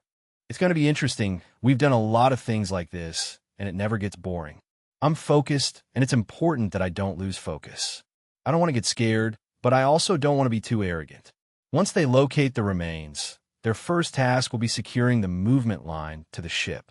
This will mark the dive site and provide the Fletchers with a crucial lifeline to and from the surface. I don't see it. I think we are out of position. The Fletchers cannot locate the wreckage, but instead encounter a school of reef sharks, powerful hunters who have a reputation for unpredictable behavior. We are not going to find it. We should get out of the water. The surface current and choppy waves have diverted the team from their target. Careful, they have no choice but to fight their way back to the dive boat, loaded with 2 extra-large tanks and a camera. Warren is in danger of being crushed by the boat, which rises and falls with the swell. Music, I don't think this wants to be discovered, dude. It's been crazy. Are you all right? We are quite exhausted. The team needs a better plan to locate the remains. Haven't you seen it on the probe? Not yet. Mike helps Miles locate the target with the depth sounder. The probe detects sound waves that bounce off the bottom, which gives the team a profile of the wreckage and allows them to pinpoint its exact position. None of what we just experienced would have happened if it had been a good day at Saberbank. On a good day, you put yourself in position, you look down, you see the log, you jump with a rope, you swim to it and tie it up. That is why it has taken so long to find this log. There was visibility. There we go, we have it. There we go, we are ready. The Fletchers have to mark the location of the remains with a buoy. They go into the waves to place it near the site. Miles, this weather is making me a little nervous. It's getting very dirty where we have to go, and the swell is increasing quite a bit. I think that we have to leave from here at 1 o'clock sharp later today. Mike and Warren place the buoy in its position, but with the storm clouds threatening, they only have an hour to fix it to the wreck or the strong current will drag it. Well, we have time for a quick job. Do you want to dive there now? It would be good to go back and have a line on it. That's for sure, but then you have to leave now. Yes, okay, but this is what is going to happen. This is how it is going to be. You go down, and if it is not there, you come out directly. Mike and Warren dive to the bottom of the bank, 36 meters down. Slowly, the enormous steel freighter appears in sight, standing upright in the ocean. Floor FL. Seeing a shipwreck for the first time is always very exciting, and my first impression was that a terribly large ship must have disappeared and that nobody has come to look for it. The team must act quickly to gather as many clues as possible. They begin registering the exterior of the 96-meter remains, while Greg ties the buoy line. The remains are encrusted in a thick coral and barnacles that hide any mark or name that may be painted on the hull. The underwater detectives have permission to look and touch, but not to alter the site. The team is surrounded by marine life. Hawks, turtles, nurse sharks, and barracudas have adopted the freighter. To their surprise, the team discovers that the bow is completely separated. The ship has been wrecked and looks nothing like the sonar images of the Dutch Navy taken only 3 years before, when the ship was intact. It is very possible that the wreck was hit by a hurricane. Some are strong enough to move entire wrecks along the bottom. A strong hurricane could have enough force to wreck the freighter. Time is running out, and the Fletchers must return to the surface. Warren looks back and sees something hidden in the deepest part of the wreck's hold. They have run out of time, but the contents of the hold could be an important clue to identify the ship. Intriguing. It seems like a puzzle with many questions and no answers. We have overcome the first obstacle. It is a pleasant sensation to know that line is now on the remains of the shipwreck, and if we have 2 days of bad weather, we can count on being able to go up to the ship and help everyone who is here and solve the mystery. Yes, the mysterious circumstances surrounding the sinking of the ship suggest that it could have been transporting something illegal. The area around the Saba Bank is an important drug transport route north towards the United States. The next step is to find out what the locals know. Some Sabins suspect that there are drugs involved and want to find out what happened in their own waters. Mike meets with Frank Granger, the first Sabin informed of the mysterious shipwreck. I have never heard anything about a ship, nor survivors, nor relatives who have come to look for information about a missing ship, and it is very likely that the ship belonged to a company. The company has lost the ship. The operators of that vessel should know where it sailed from and where it was headed, right? But no, none of that. We have never heard anything about the ship's disappearance on our radio. It almost smells like, as if there was something murky in between, don't you think? Well, it could be. We're going to do what we can to try to get some answers to these. Yes, that would be great. I would also like to know, Frank and many other Sabins want to know about the ghost ship, but due to the danger surrounding smuggling, they have been cautious in their investigation, and I thought that I should not risk too much in. I don't want to get into something that maybe I shouldn't be in. You know, many ships have something on a manifest inside the cargo, or something like that. Risk too much in. I don't want to get into something that maybe I shouldn't be in. You know, many ships have something on the manifest inside the ship's cargo or something like that. It's something that has been happening since ships began to sail the seas. But out there it is the Wild West. Many things happen that people don't want to be known. Smugglers, pirates, pirates. It's a long story.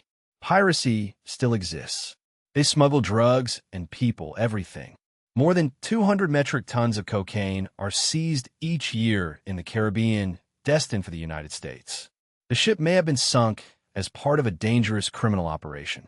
The Fletchers plan a challenging dive designed to access the cargo area of the ghost ship and determine what it was carrying. Crucial clues to identify the remains. It must be remembered that the diving is a crucial part of this expedition. Identifying the remains is the second most important thing. The most important thing is not to die down there. They follow the buoy line and head straight for the shattered remains.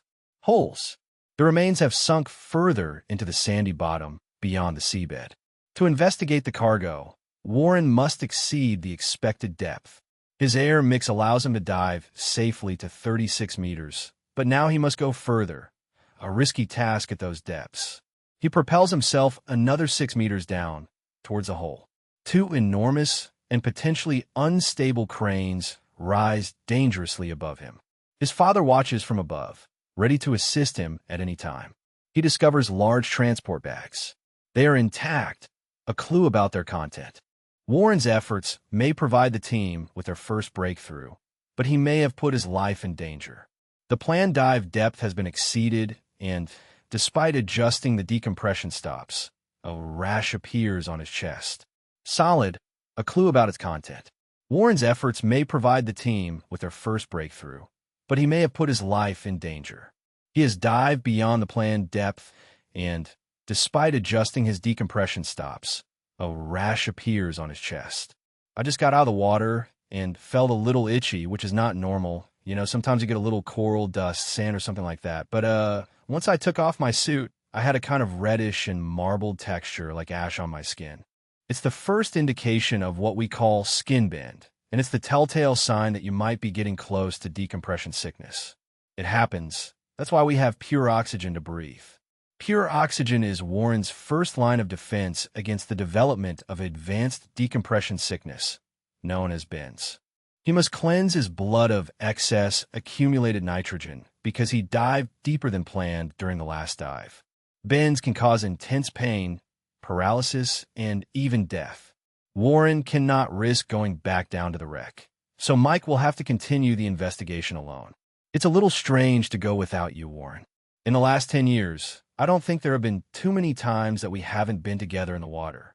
The team has more than 7,000 cubic meters of freighter to record, so there is no time to lose.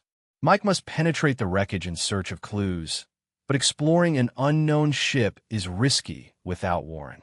If he gets lost or injured, there will be no one inside the wreck to help him. Mike enters the cockpit, near the highest point of the wreck, the ship's control center, where the crew would have been on duty and piloted the vessel.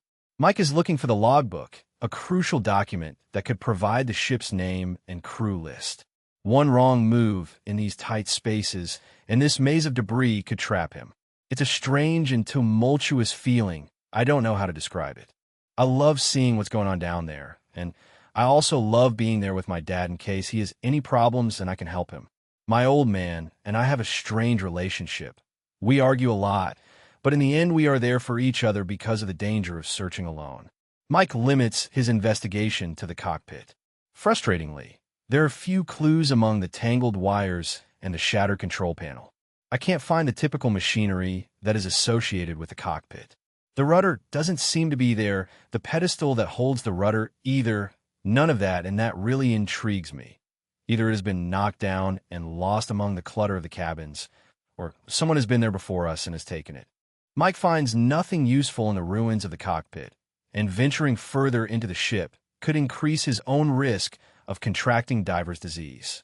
At the top, the oxygen has worked and the have disappeared, but the day is running out soon. It is too soon for Warren to dive again, and it is too dangerous for Mike to continue without him.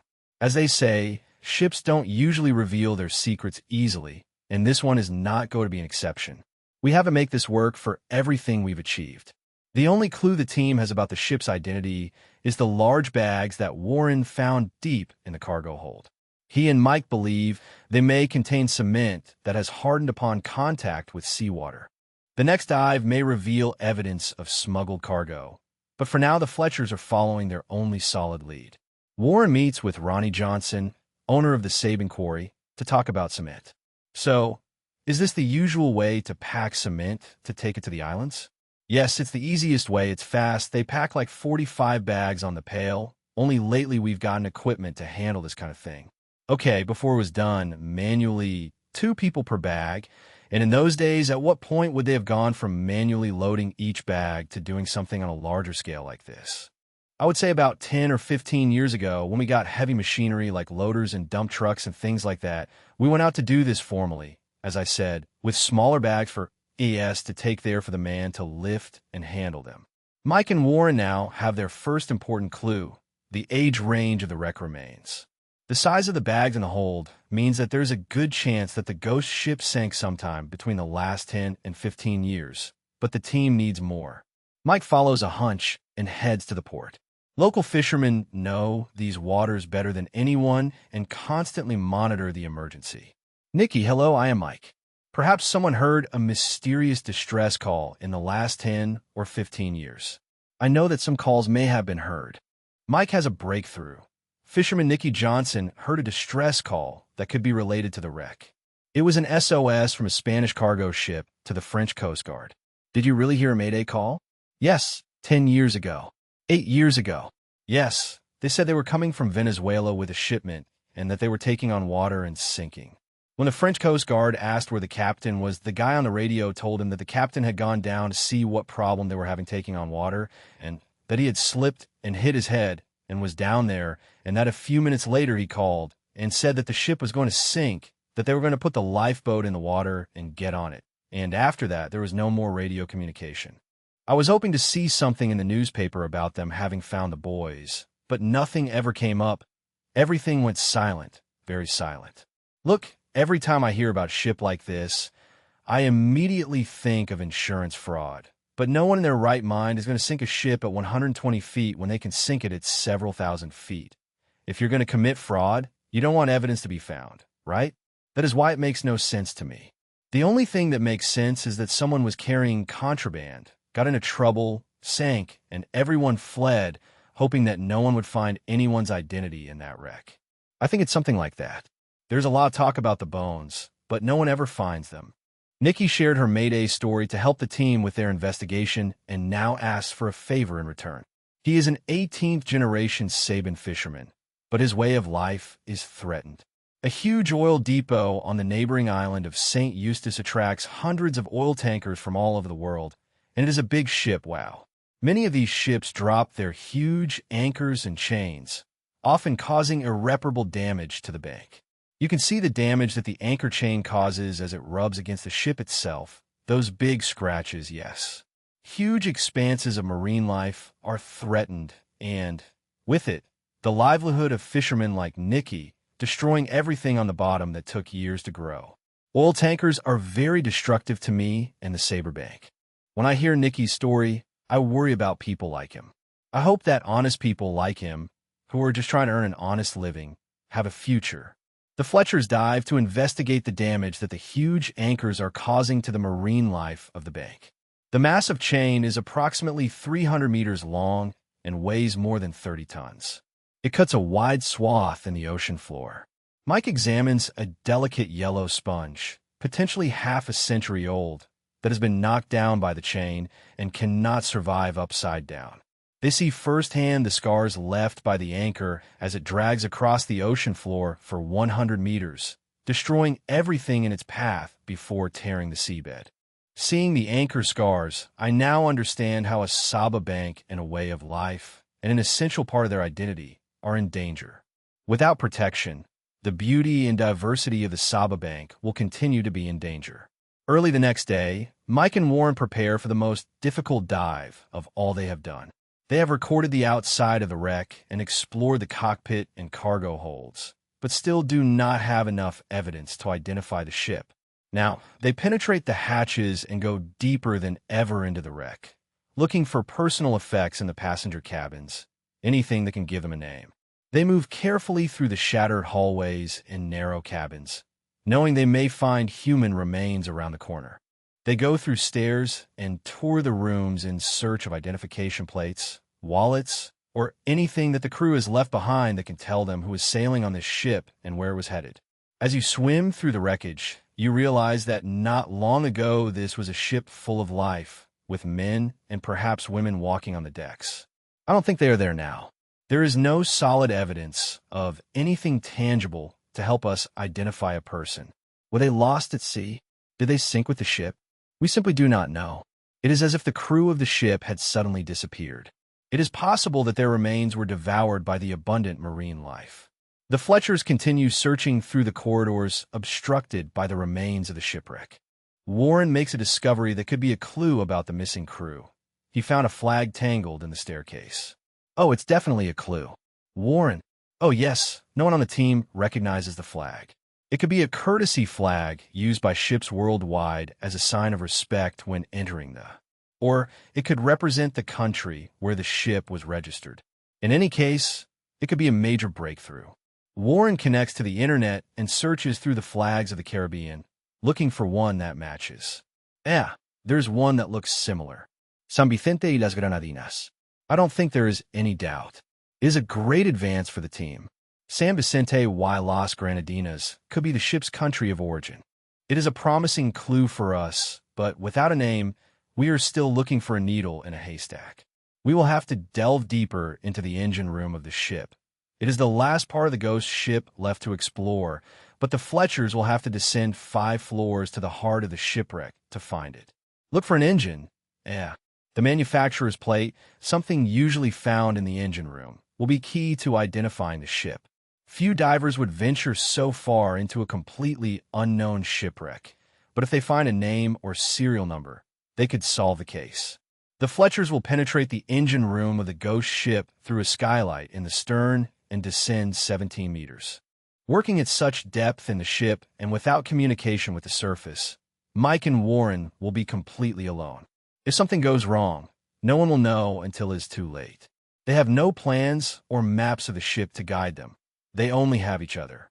Music. They finally arrive at the engine room, a labyrinth of narrow stairs full of broken machinery, electrical cables, and broken pipes. Their own movements raise clouds of debris accumulated over years, preventing them from seeing. They work as quickly as possible to have enough time and air to retrace their steps if they get lost among the remains. Music. With time running out, Warren investigates one last corner of the engine room. Music. And his efforts pay off. I don't know if you've seen it, but I found something written on the electrical panel. Yes, you can see all the cables sticking out. I think it's Russian.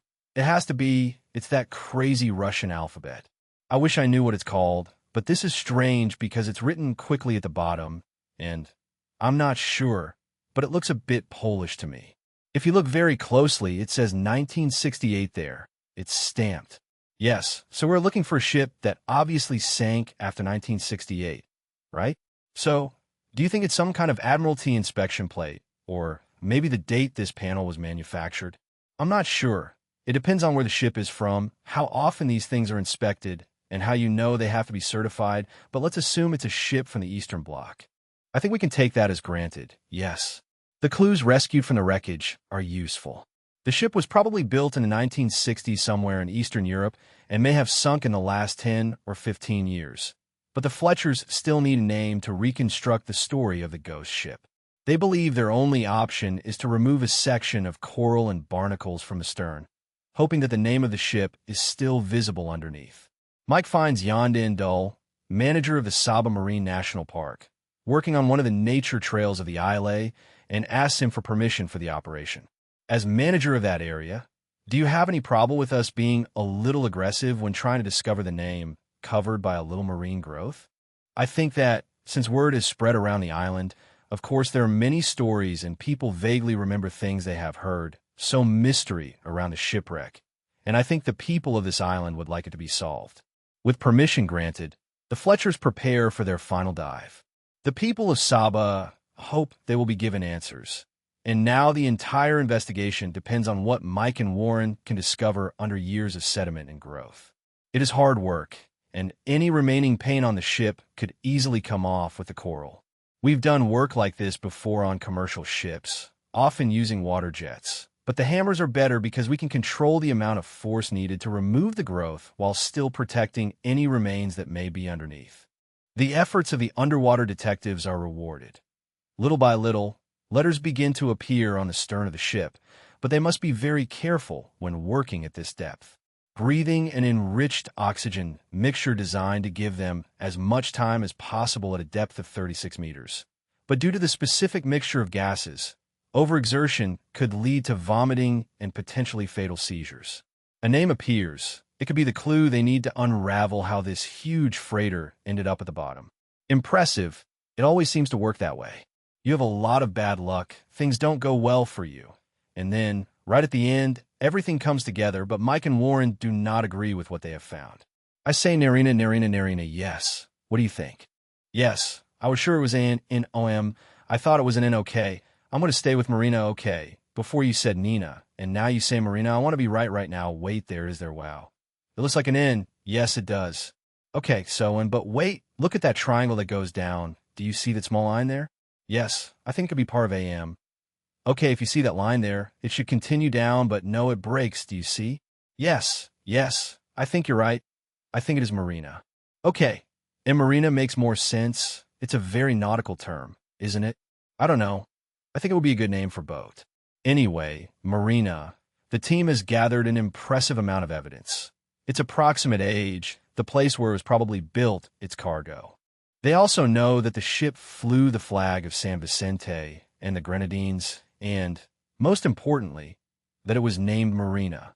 Now, they hope that these clues will lead them to discover what really happened, how this ship came to sink to the bottom of Saba. Music, the Fletchers have christened it the ghost ship. Marina Warren is heading to Miami in search of the freighter's shipping records. She meets with Kenneth Gale Hawks, a former Marine, lawyer, and insurance investigator.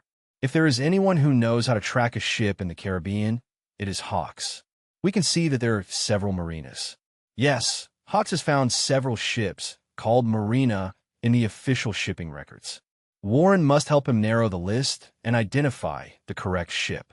Ghost Tons. Yes, that's too big. We know it's not that one, right? MHM, okay.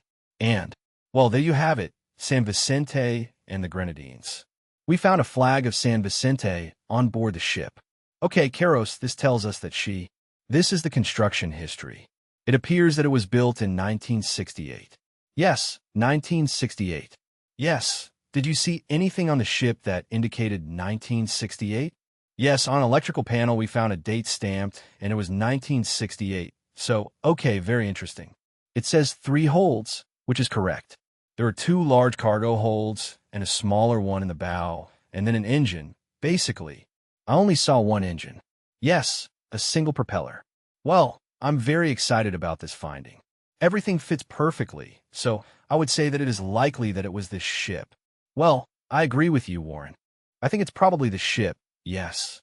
Warren and Hawks have found a right marina, but the records offer a strange story.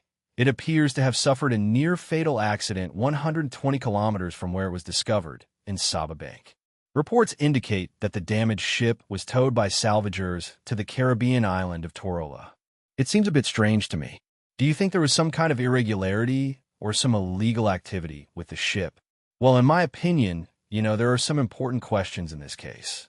Yes, reports indicate that the same owners had another ship of about the same age that sank a month later. Really? Approximately in the same place? Wow, that sets off all my alarms. Yes, the underwater detectives follow the trail to the island of Torola, where the ship was towed. It is the last registered location of the marina before it sank. Unlike Saba, Torola is a popular vacation destination famous for its many beaches. The Fletchers also found photographs of the marina in its prime, which contrasts with the rusted and shattered remains that they explored at the bottom of the ocean. Ah, there it is, there is no doubt. The ghost ship was built in Bulgaria in 1968 and, according to navigation records, was originally named Varna. It spent 25 years transporting cargo around the world until the early 1990s, when a company from the British Virgin Islands bought it and used it to transport cement through the Caribbean. The last reports of the marina place it in distress in the open sea shortly after midnight on August 4th, 2000, not far from Torola, a night that the local rescuer Kevin Roulette remembers well. Roulette was responsible for taking the marina to port the day after his first encounter with her. He may also be one of the last people to see her afloat. They hope that he can explain what happened to her in Torola and, ultimately, what took her to the bottom of the Saba Bank. Kevin is taking the Fletchers to the place where he first encountered the marina. Guys, are you ready? Yes. Do you want to leave now? Yes. We have Derek, who helped us with the marina in the city. He will pick us up on the way, and you can lend a hand with the moorings. We left just after midnight on August 4th, 2000. Roulette was one of the first to hear the desperate calls for help from the marina. The ship was taking on water, and the crew was preparing to abandon ship. He was also the first to contact the local island police, who rescued the crew in the open sea, leaving the marina abandoned and adrift. Derek, who you're going to meet shortly myself, was talking about it all night.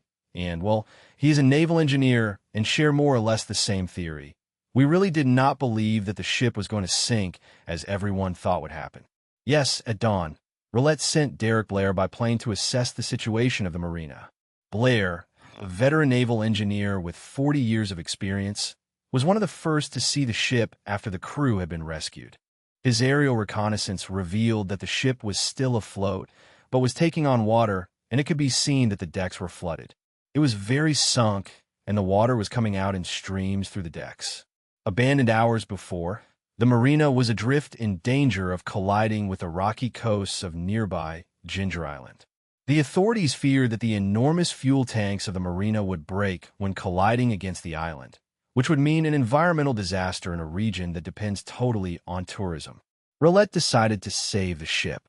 Normally, the jobs that we have here in the British Virgin Islands are yachts that have problems, perhaps smaller merchant ships, but this one was clearly much bigger than what we usually handle.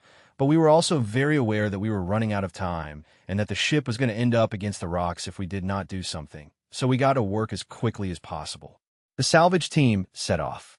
Blair was the first to go aboard. He saw a ship in a desperate state. The tests pointed to sabotage. The Fletchers suspected that the mysterious ship had been involved in shady business. Much better, now they have an eyewitness. Do you have any idea where the water was entering the ship? When we pumped the engine room, we realized that water was still entering through the port side and the front, and we found a valve that seemed to be open. When we closed this valve, it definitely reduced the amount of water that was entering the ship. Wow, that is a bit suspicious, isn't it? Yes, of course. You know that these large valves do not open on their own, right? Someone opened a valve, in my opinion. It could have been a scuttling, but it is difficult to say. It is very suspicious. What at first seemed like an accident, in reality, could have been an attempt to sink the ship on purpose that went terribly wrong. A key valve was left open inside, and the marina was carrying much less fuel than expected, which suggests that the order to abandon ship may have been premeditated. The owner of the ship may be the only one who has the answers. It is my nature to be curious, and I have worked in the naval industry long enough to know that there are many unreliable people out there. Did you ever have the feeling that this guy maybe was not trustworthy? I cannot say that at first. In my dealings with him, I found him very charming, an interesting guy with an interesting past to me.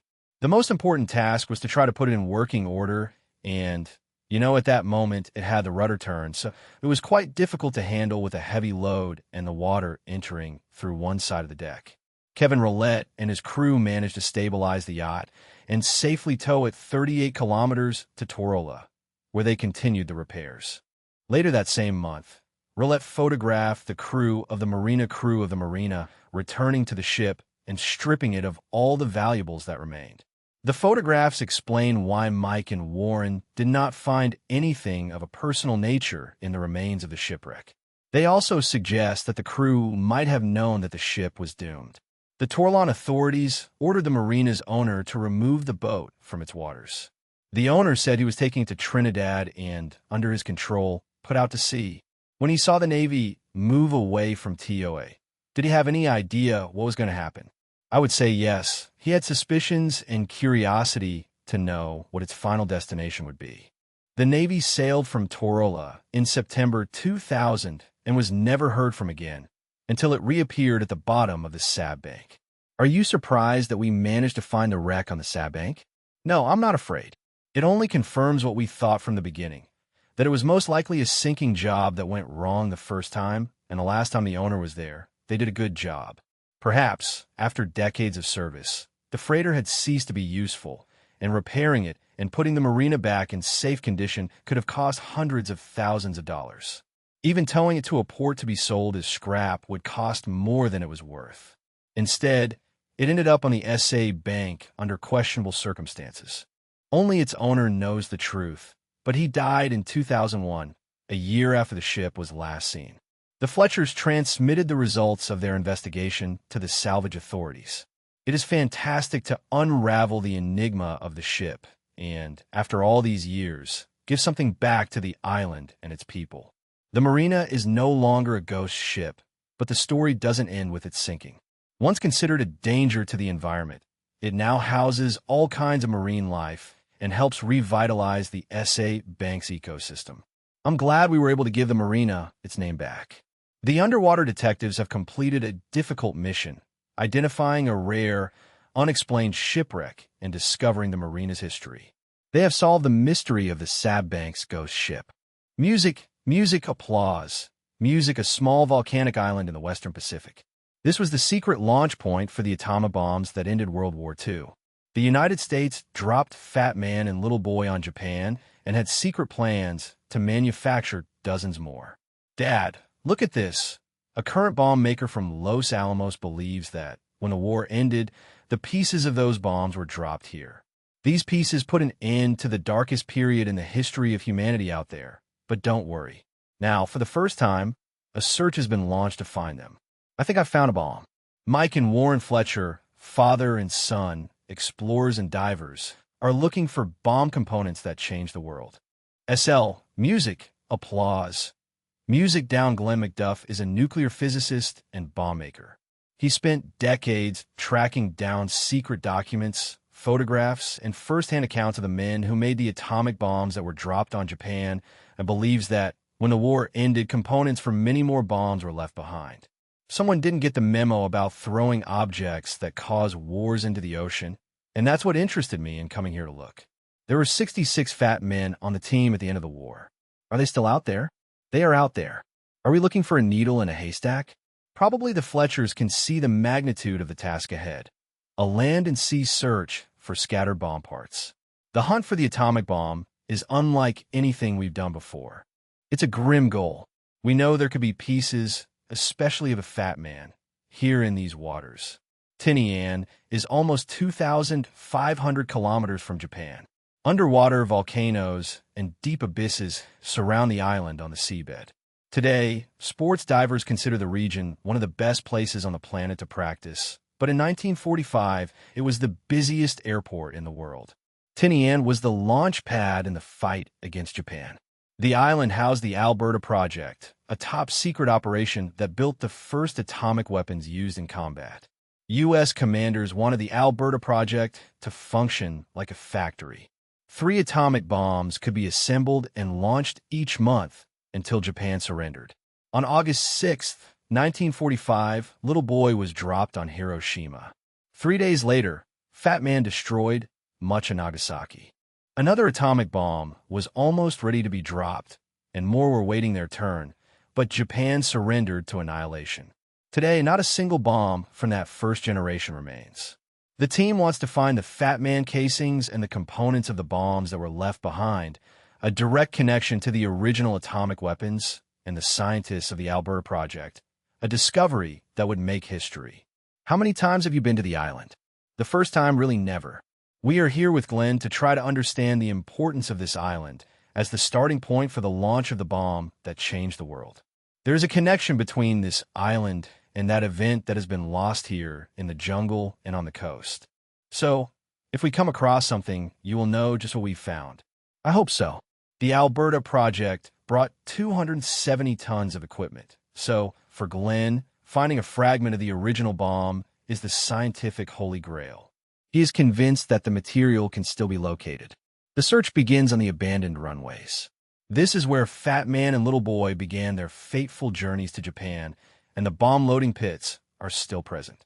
This made the world wars obsolete, made the wars no longer worth it. And you know the horror that led to this, that we really had to do something like that to stop, to end a world war, is inspiring. The atomic bombs were made up of hundreds of pieces that were taken to the island for assembly. But when the war ended, the bomb components simply disappeared.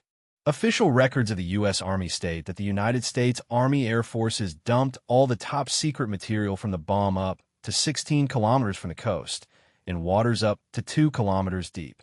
Tinian is located near the world's deepest point, the Mariana Trench, an abyss 11 kilometers deep. The seabed begins to descend drastically less than 5 km from the coast.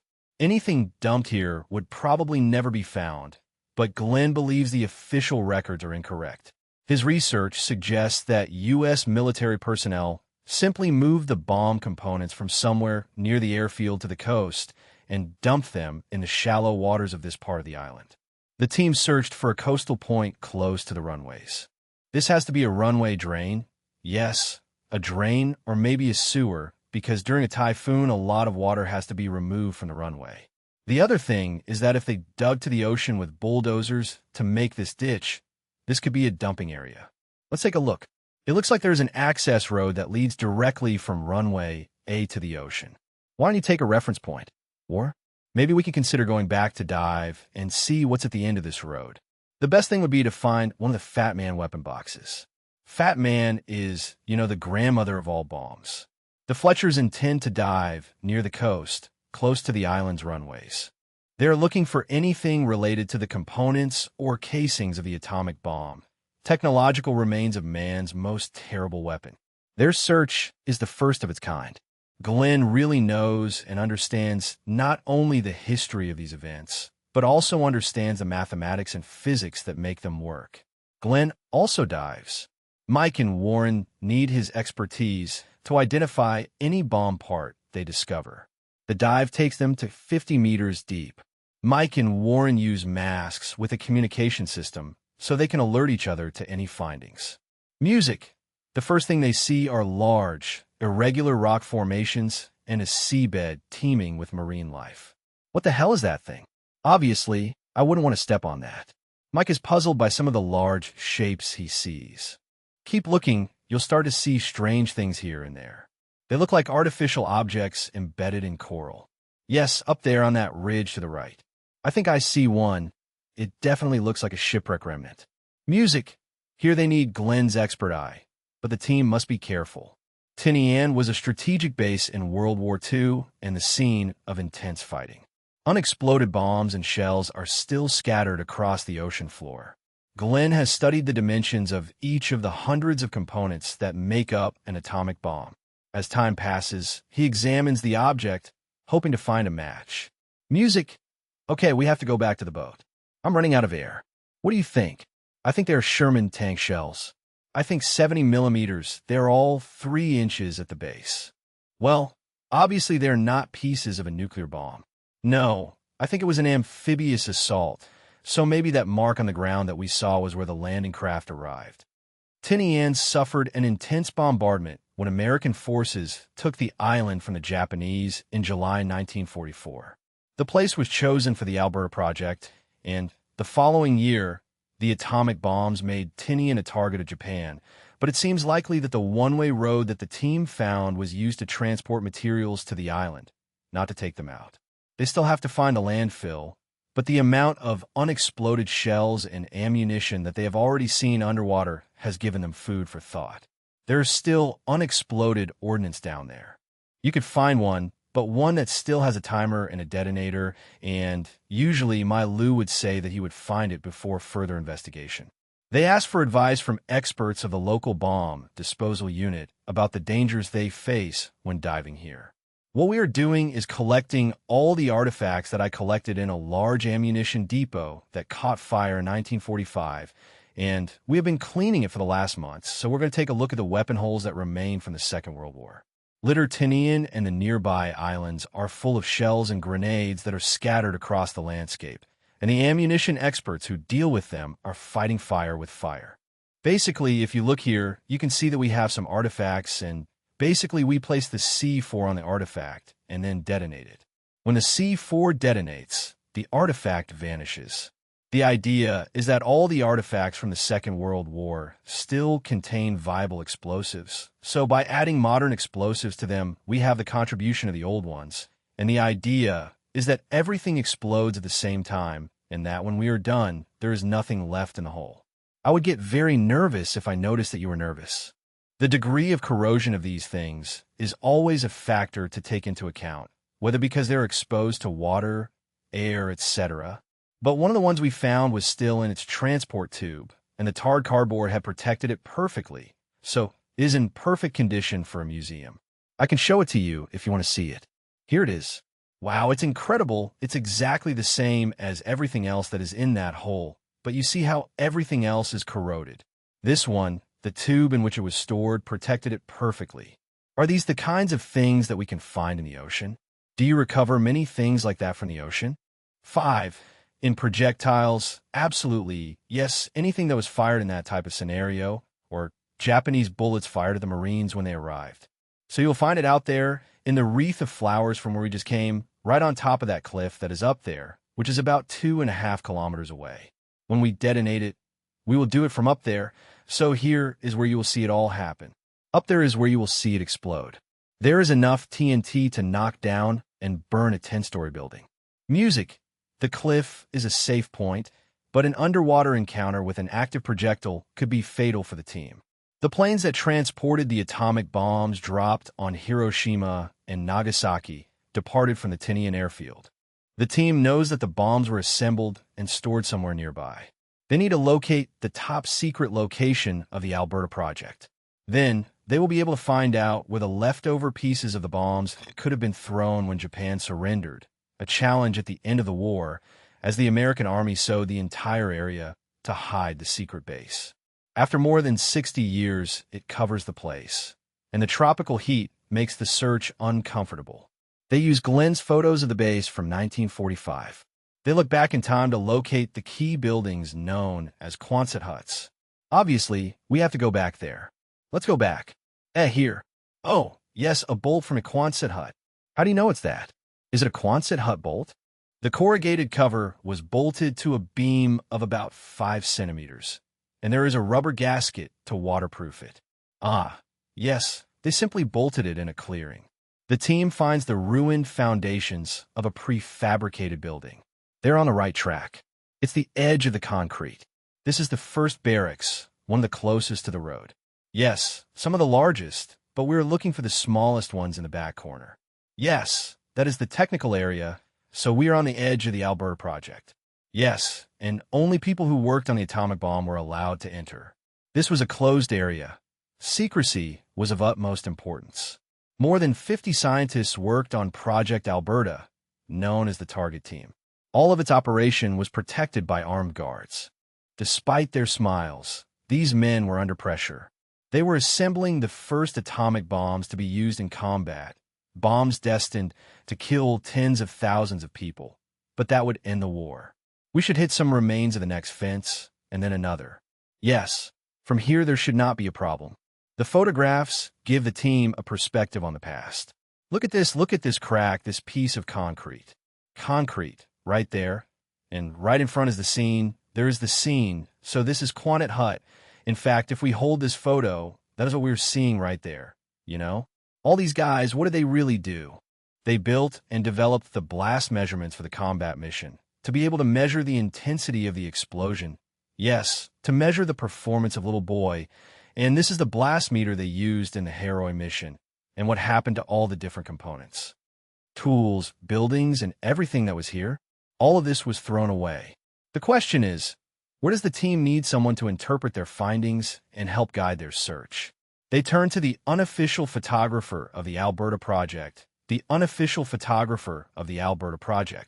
Los Alamos, New Mexico, birthplace of the atomic bomb. Only a handful of scientists from the Alberta Project are still alive. Leon Smith is one of them. In 1945, he was a 25-year-old atomic scientist working on a top-secret project in Tenon. Can you tell us something about your work at Tenon? There were 5 of us working on the development, combat, assembly, and delivery. Like a little boy and a fat man, we were expected to be able to test any of the components, repair them, and do special things like adjust the altitude of the radars. Then, 3 of us had to be able to fly with the bombs and check them using the equipment I had designed until the moment of launch. Leon could not accompany his bomb on its lethal journey. He lost to a fellow scientist in a coin toss for the Hiroshima mission. In his free time, he was the unofficial photographer of the project, an expert in all areas. After the war, he was stationed in Tinian for 2 more months and has information about where the pieces of the bomb may have been dumped.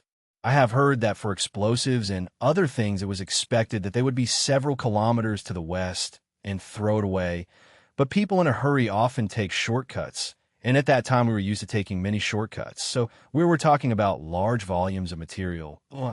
It is very large. There was a ground point on the west side of Tinian where, after the war, I observed trucks loaded with equipment that were simply pushed off the cliff into the ocean. Leon described the turning point. Now Glenn and Warren must try to match their photos to a location. The 1945 map called this place Point F. The cliffs of Fabi's San Hilo Point, 20 meters above the waves, create a bulging overhang that locals nicknamed Dump Cove at the end of the war. General military waste was dumped here, but Leon Smith believes it was also the dump for atomic bomb parts. Oh, dude, this would be the perfect place to throw things. Yes, it has a good flat approach. There must be at least 15 meters. It looks like the place in your photo, and it doesn't seem to have changed much, dude. It must have been a very busy place these last weeks. Truck after truck, nonstop. This is definitely the dive target. Yes, we have to dive here. There is no doubt that we could find a casing that looks like the original Fat Man bomb, probably in 3 pieces, but the tail, the front, the back, no pieces, but yes, or any combination. Wouldn't it be incredible to find that? It would be a real music fight. The team plans to search for the bomb casings, as well as the smaller internal components that help detonate the atomic explosion. But the metal can be difficult to recognize after 64 years in the ocean, corroded by salt water and disguised by coral. It is going to be a challenge to locate the pieces they want to find. Look for anything big. Big and round, any big plate, any big square box. That's always good. They are out there, somewhere, waiting for someone to find them. The team defines an initial search area of approximately 10 square kilometers. I guess if Fat Man is there, we'll find it offshore. So now we have to find a way to get into deeper water and cover as much underwater terrain as possible. We have to cover a large area to try to find evidence of B-Man, and we think it's out there, somewhere. Mike and Captain Brady Barino. Captain Brady Barino, come up with a plan to speed up the search and cover more ground today. Guys, I want to talk to Brady and see if he can throw me with a rope, and I will grab onto his anchor, and that way he can use his GPS to map out where he is towing me. I will be able to stay 10 or 15 meters deep and cover a huge area, and you will be able to continue exploring. What I want to do is basically reconnaissance, and then I'll come back to tell you what I found. The waters here are clear down to about 60 meters, but the ocean rewards them. As soon as they dive into a huge World War II dump that stretches as far as the eye can see, just 15 meters below the surface. Parts of tanks, aircraft engines, and wrecked jeeps, the aquatic landscape. And as they get closer, they spot smaller objects from the war era that draw a pattern on the coral seabed. Glenn finds a metal box that he thinks could be electronic, possibly an internal piece of the bomb, but the coral has cemented it to the ocean floor, and you can't get it out. Music. Glenn's box looks like it could be electrical equipment, but we can't move it. Now it's literally part of the ocean environment. Glenn knows what each of the bomb's components looks like, and eventually rules out that it is a piece of the bomb.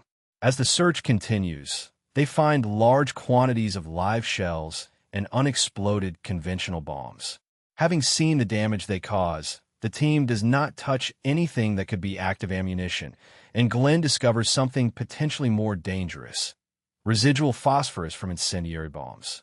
It looks like harmless coral and safe to handle underwater, but this dangerous chemical bursts in a flame upon contact with air.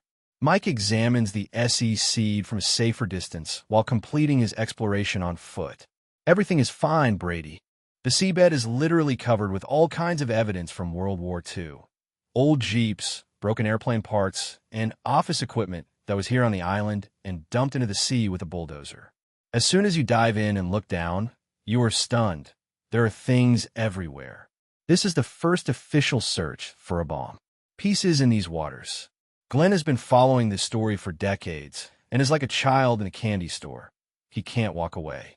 I have 2 tanks, and he only has one of 80 cubic feet, and I was surprised how long he held up underwater. The guy breathes like a turtle. It's amazing. And I think he was so into it that he really controlled his breathing and just wanted to stay there as long as possible. I kept looking at his gauge, and it kept marking lower and lower. And I asked him if he wanted to go up, but he told me no, that he wanted to stay down. How much air do you have left? I thought I was going to have to drag you to the surface. You could tell you didn't want to leave. I thought I was going to leave this tank almost dry. I can't believe everything that's down there everywhere. Airplane engines, tanks, and old Jeep chassis. But it's everywhere. You look, and it seems like it never ends. It seems like every little hole has been washed to remove the sand, and there is something in every little hole. And what about the bomb casings? I mean, we haven't seen any today, but we have seen everything else. How far away is all this? Every time I go to a new place, I see something else, I go out, and I keep seeing more things in the background. And more things, yes, but Mike has something to tell that could surpass his experience at the bottom of the ocean. I think I found a bomb, a real bomb. I thought it could even be a little boy, because it's roughly the shape with the tail and back broken. I would like to take you to take a look. The atomic bomb, codenamed Little Boy, was dropped on Japan on August 6, 1945. The force of its explosion was equivalent to more than 12,000 tons of TNT. 3 days later, Fat Man devastated Nagasaki with the equivalent of 18,000 tons. Scientists focused on the largest bomb, so they believe most of the components that were dropped here would be parts of Fat Man. The Little Boy casing would be a remarkable discovery. Daylight fades as Mike leads the team to their target. Have they located it yet? Okay, we got it. The original Little Boy bomb weighed 4,400 kilograms and measured 3 m long. Mike's target is missing the tail fin, but the length is very similar. Glenn checks the diameter. The original measured 71 centimeters wide. Gara, let's see if we can get Glenn's attention. Oh no, he's looking at me like this isn't Little Boy. No, he doesn't think it's Little Boy. I really thought we had something. I really did. Let's see if we can get Glenn's attention. Oh no, he's looking at me like that. No, he doesn't think it's Little Boy.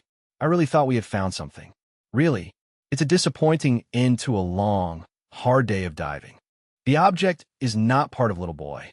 It could be a standard explosive bomb of the type that American B-29 bombers dropped on Tokyo, Yokohama, and Osaka. The next day, the search begins again in Dump Cove. The team support boat tows Mike through the search area, and, once again, a large shape on the seabed catches his attention. While they search the bomb-filled seabed around Tinian, the Fletchers have made a new discovery. Well, I think I've found some components of a complete airplane. The island was the base for a fleet of B-29 bombers, and 15 were specially modified to transport atomic bombs. These airplanes were called Silverplate. Each one was adapted to transport and propel an atomic bomb, and they were equipped with a special radar to guarantee the precision of the bomb. These airplanes have unusual propellers. All four had variable pitch, which meant that they could propel the airplane backwards, reversing its path over deep wells where the atomic bombs were ready to be loaded. GL, do you have that B-29 photo? Let me grab it. Yes, here's the first plane of them, beginning with a silver plate. You have these two crews of 2 men that simply turn and basically start the engine, and if we find a cube with the blades and its variable pitch and it is on the correct side, then it is a silver plate that is specific to the B-29 that was used to transport the bomb, right? Yes, and I remember that in March of 1945, during the takeoff for a mission, 5 airplanes that were flying from west to east with the wind in their favor crashed in the ocean a short distance from the island. 5 airplanes on a mission. Yes, it was during takeoff. Yes, the airplanes were very loaded. They were carrying many traditional bombs and fuel on board for the bombing of Japan. Correct. The airplanes were very loaded, and if they fell into the water, they would sink. The B-29 silver plate bombers carried out several simulations before their first nuclear attack against Japan. Mike wonders if the airplane that he saw could be a silver plate that could carry a bomb on board. There are no official records that a silver plate crashed here, but Glenn is still interested in investigating the target. Without a doubt, it looks like an aircraft. There are many things here. They can see the landing gear and sections of the airplane structure, but the pieces are dispersed. The wings, the engines, and the remains of the fuselage are scattered within a 60-meter radius, and there is no trace of the propellers. I'm going to take off around here. I want to show you the wing. The bottom of the ocean has absorbed the wings of the airplane, creating a skeletal refuge for underwater life. Then Glenn finds something promising, a propeller hidden by decades of coral and corrosion.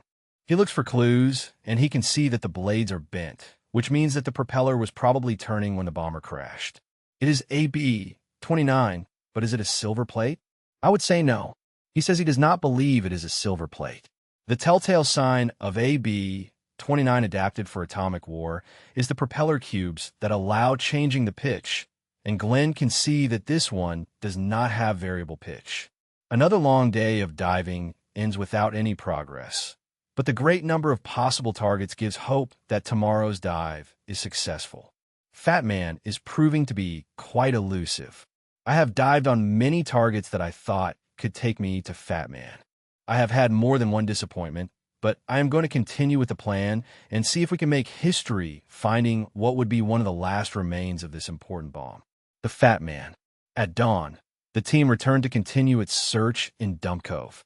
They have no other choice but to extend their investigation to the outer limit of the target zone, beyond which the seabed descends rapidly to more than 400 m, too deep to dive. These waters border the deepest in the world, and anything thrown there may never be found. Glenn heads out alone to investigate the irregular seabed. A great cylinder situated alone, away from the other remains of the war, attract his attention. Its size and shape suggest it could be the casing of a Fat Man bomb. Music, I was swimming and looking around, and I thought, what is that thing that looks like a great grain on the bee? If you look around, there's not another equal anywhere, so I swam toward it, and half of the circumference is perfectly round, which is very strange, but it is very encrusted. So I went down to look at it, but it is hollow. All of it is hollow. It had almost the correct size to be a Fat Man bomb. Once you add the incrustation to it, yes, I measured it, and it measures a little more than 15 meters. If Fat Man was 15 meters in diameter, it has the correct shape, the correct size, the correct location. This looks very suspicious. Hey, maybe we have something. Music. Here the team was looking for a target that could be a Fat Man bomb. If it is confirmed, the discovery will make music history. So, what do you want to do here, guys? We will go to the Fat Man target, and we will remove a little of the sea growth from the lower edge that is exposed. Okay?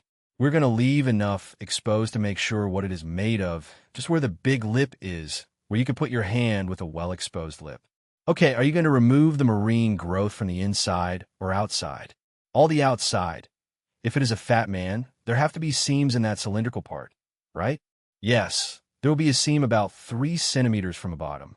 The fat man bombs were famous for spinning in the air. So who knows, it could have hit the water or even the land at a strange angle and split in half. We're not going to find out what it is being here on the deck. We have to go in there and find out. In his first encounter, Glenn saw that the object was hollow, so there was no danger of explosion. After obtaining permission from the local government, he is removing pieces of coral in search of clues about its origin, but not even an axe or hammer can penetrate the hard coral. It seems that it must be some kind of steel casing. It seems that he is unsure of what we have here. The mystery is proving hard to unravel. They are running out of air, so they're forced to surface. Just a bit of the lower lip, but still was all there was. Also, when I hit it, it was heard when you hit it with the hammer. It made a tinkle. Do you think there's steel down there? It could be, but the growth is dense. How do you value this? I don't know. If the metal detector is in the right place, it's in the right place. It's the right time. The size and shape are right. But is there steel under the coral layer of the object? I'm going to get the metal detector, okay? Glenn and Mike take turns using a metal detector. They calibrate it by checking their metallic air tanks, but they have trouble getting a reading from the object. In the end, they give it up. It seems that it is coral after all, then. There's no beep or buzz sound. There's no metal inside the pile that kept us on edge for a while. It was pretty hard. It was like a big up and down. It could have been the bomb. I don't think it is the bomb. It really looks like the bomb, and now we know for sure that it's not. I want to find this bomb, and, well, I think from the evidence that there is a fat man out there. I would love to be one of the 3 or 4 people who work together and who can say they have found it. I know we have to keep looking. If it were easy, we would have already found it. We know it is not like that, right? Yes, and today has not been our day. It seems that after another day of disappointment, the team has reviewed their entire search plan. Are those fuel tanks? Here in Dumco, there are 2 problems. One is that there's a lot to look for, and we have limited time at the bottom. There's a lot in deep water, and the fact that it is cemented under many meters of sea. Yes, there could be large bomb casings completely covered and buried under that coral, and you can see that there are 4 or 5 feet of pieces on the bottom, all embedded. And the challenges of the underwater search have proven greater than expected. Mike proposes a radical change in their approach. I have the impression that we should get out of the water and go back to dry land. I think it's our best option. We found some things there the other day, but they have not found any piece where the bombs were dropped. So they moved the search to the place where the bombs were assembled, and probably the best thing would be the work area, because all the pieces were built in the work area. They were taken to the assembly building and assembled into a bomb. So basically, the pieces enter and come out of it. Where are all the pieces? The bombs, known as Fat Man and Little Boy, were composed of hundreds of components, each of them essential for the atomic chain reaction, and the team knows the exact location where those pieces were assembled, the prefabricated barracks that formed the Alberta project. They rise into the air to examine the complex from above to locate Quonset Barracks 2 and 3, which were the armament and firing stations where Lane Smith helped assemble his bomb. At ground level, it is more difficult. The outlines of the buildings are harder to distinguish. The undergrowth is thick and many of the bomb parts were small, but the team persevered in the hope of making a discovery. Did you say that these are round holes of the bathrooms, the latrines? Yes, that's right. I'm looking in a bathroom, and look what I've found. Wow, oh. Also, if the light bulb blew in the toilet, they probably threw it there. Do you think they tossed it? Yes, well, are you going to look for it? No, but why didn't they throw it in the toilet? Oh, these are light bulbs. Everything was from, natural. That is a 64-year-old light bulb. It is a 64-year-old light bulb. We will leave it for another generation to find. As they enter the enclosure, the heat becomes more intense. Yes, hey, M has something there, come here. The change from searching at sea to land seems to be paying off. Nuclear scientist Glenn McDuff has found a device that helped ensure that Fat Man and Little Boy detonated at the correct altitude above ground. It looks like a cavity tuning meter. It was connected to the radar unit. The 4 radar units of the bomb were used to measure the distance to the ground while the bomb was falling. When the radar determined that the bomb had reached ground zero, the height above the ground designated for the explosion, the detonation process was activated. So this serves to adjust the frequency that was really in the bombs. They tuned each radar separately so that no one knew what the frequencies were. In case the enemy wanted to interfere, they would not know what frequencies to interfere with. It is possible that this particular unit was used to adjust the frequency of Fat Man and Little Boy, as both are in the right place. This is what they did in this quant cabin. Well, it says a lot about eliminating everything here in the Albert project. Yes, and after being here, one realizes, doesn't one? You're ready to get out of here. Oh, yes, yes, yes. I'm ready to call it a day, not to mention the war's end. There's something here, Glenn, like an electrical insulator. Ah, yes, and there are also some connectors or something here. Yes, let's see, no, these are electrical connectors. Yes, Dad, look at this. What do you think they are? They are electrical insulators. No, they are connectors. They are small anal connectors. Yes, but again, we're in one of the arming, firing, and infusion cabins, so they're probably... Ah, so it's a multipolar connector. These are probably from the clock box on top of the bombs, where we had all the removable cables, so that when it fell, it pulled these cables and activated all the functions. So they're actually parts of the bomb. Yes, it's a great discovery for the team, a vital component, and a critical link in the bomb's lethal chain reaction. It was a piece that gave life to death. It's really significant. They were components that would have been used in future weapons. It is very likely that those we have collected could have been dropped on Japan on August 24, which was the next planned bomb launch. Their spare parts, look, they have never been used. They're all fine. The cables will be soldered here. They will be soldered there, I see. But they are spare parts because they plan to manufacture many bombs. This is where they were built in this cabin. These are the bomb's arteries, right? And we have never found them underwater. Even if they had been thrown into the sea, they would have rusted or been buried and covered in coral. These are the pieces that put an end to the darkest period in the history of humanity. This is what did it. A pretty simple piece. The team gives the news to Leon Smith, one of the few surviving scientists who assembled the atomic bombs in Tenon. Hello, Leon. Hello, Glenn. Glad to see you. How's it going up there in the main work area where the Quanti cabins were? There's still a lot of debris everywhere. We found leftover components, and above all, these connectors. They are clearly of the type that was used in the electrical systems of both the Little Boy and the Fat Man, both in the firing and detonation system. Each of these, each cable, each connection was important. It takes me to a very exciting moment in my life. We did almost impossible things in an era you'd now consider impossible. We made things happen. Music, you can take a handful of metal and destroy a city. Maybe we shouldn't forget what these people did, because if we forget, we will likely repeat history, and this is not a part of history that anyone wants to repeat. And after all these years, do you think about the bomb and the effect it had and the impact of the bomb? The battle for Japan was scheduled for November 1st, 1945, just months later. I think the Japanese would have gone underground in a guerrilla war. The casualties on both sides would have been simply unreal. How many deaths would you accept? How did I feel when the bomb dropped on Hiroshima? I felt a sense of relief. Music, music, music, the mighty Mekong, a dangerous river that hides golden treasure. In 1910, religious artifacts worth millions were lost when a ship sank here. For a century, no one has overcome the tearing current and the lethal rocks to recover the treasure. This river is full of things that could kill you, but divers and explorers Mike and Warren Fletcher, father and son, will push this river to the limit. Take a look at the service here. Do you see we're up there now? Look for clues around the world now. Wow, I didn't expect to see photographs of a ship to pursue the mystery of the Buddha River. Music, applause. Music, the Mekong River runs through Southeast Asia for more than 4,000 kilometers.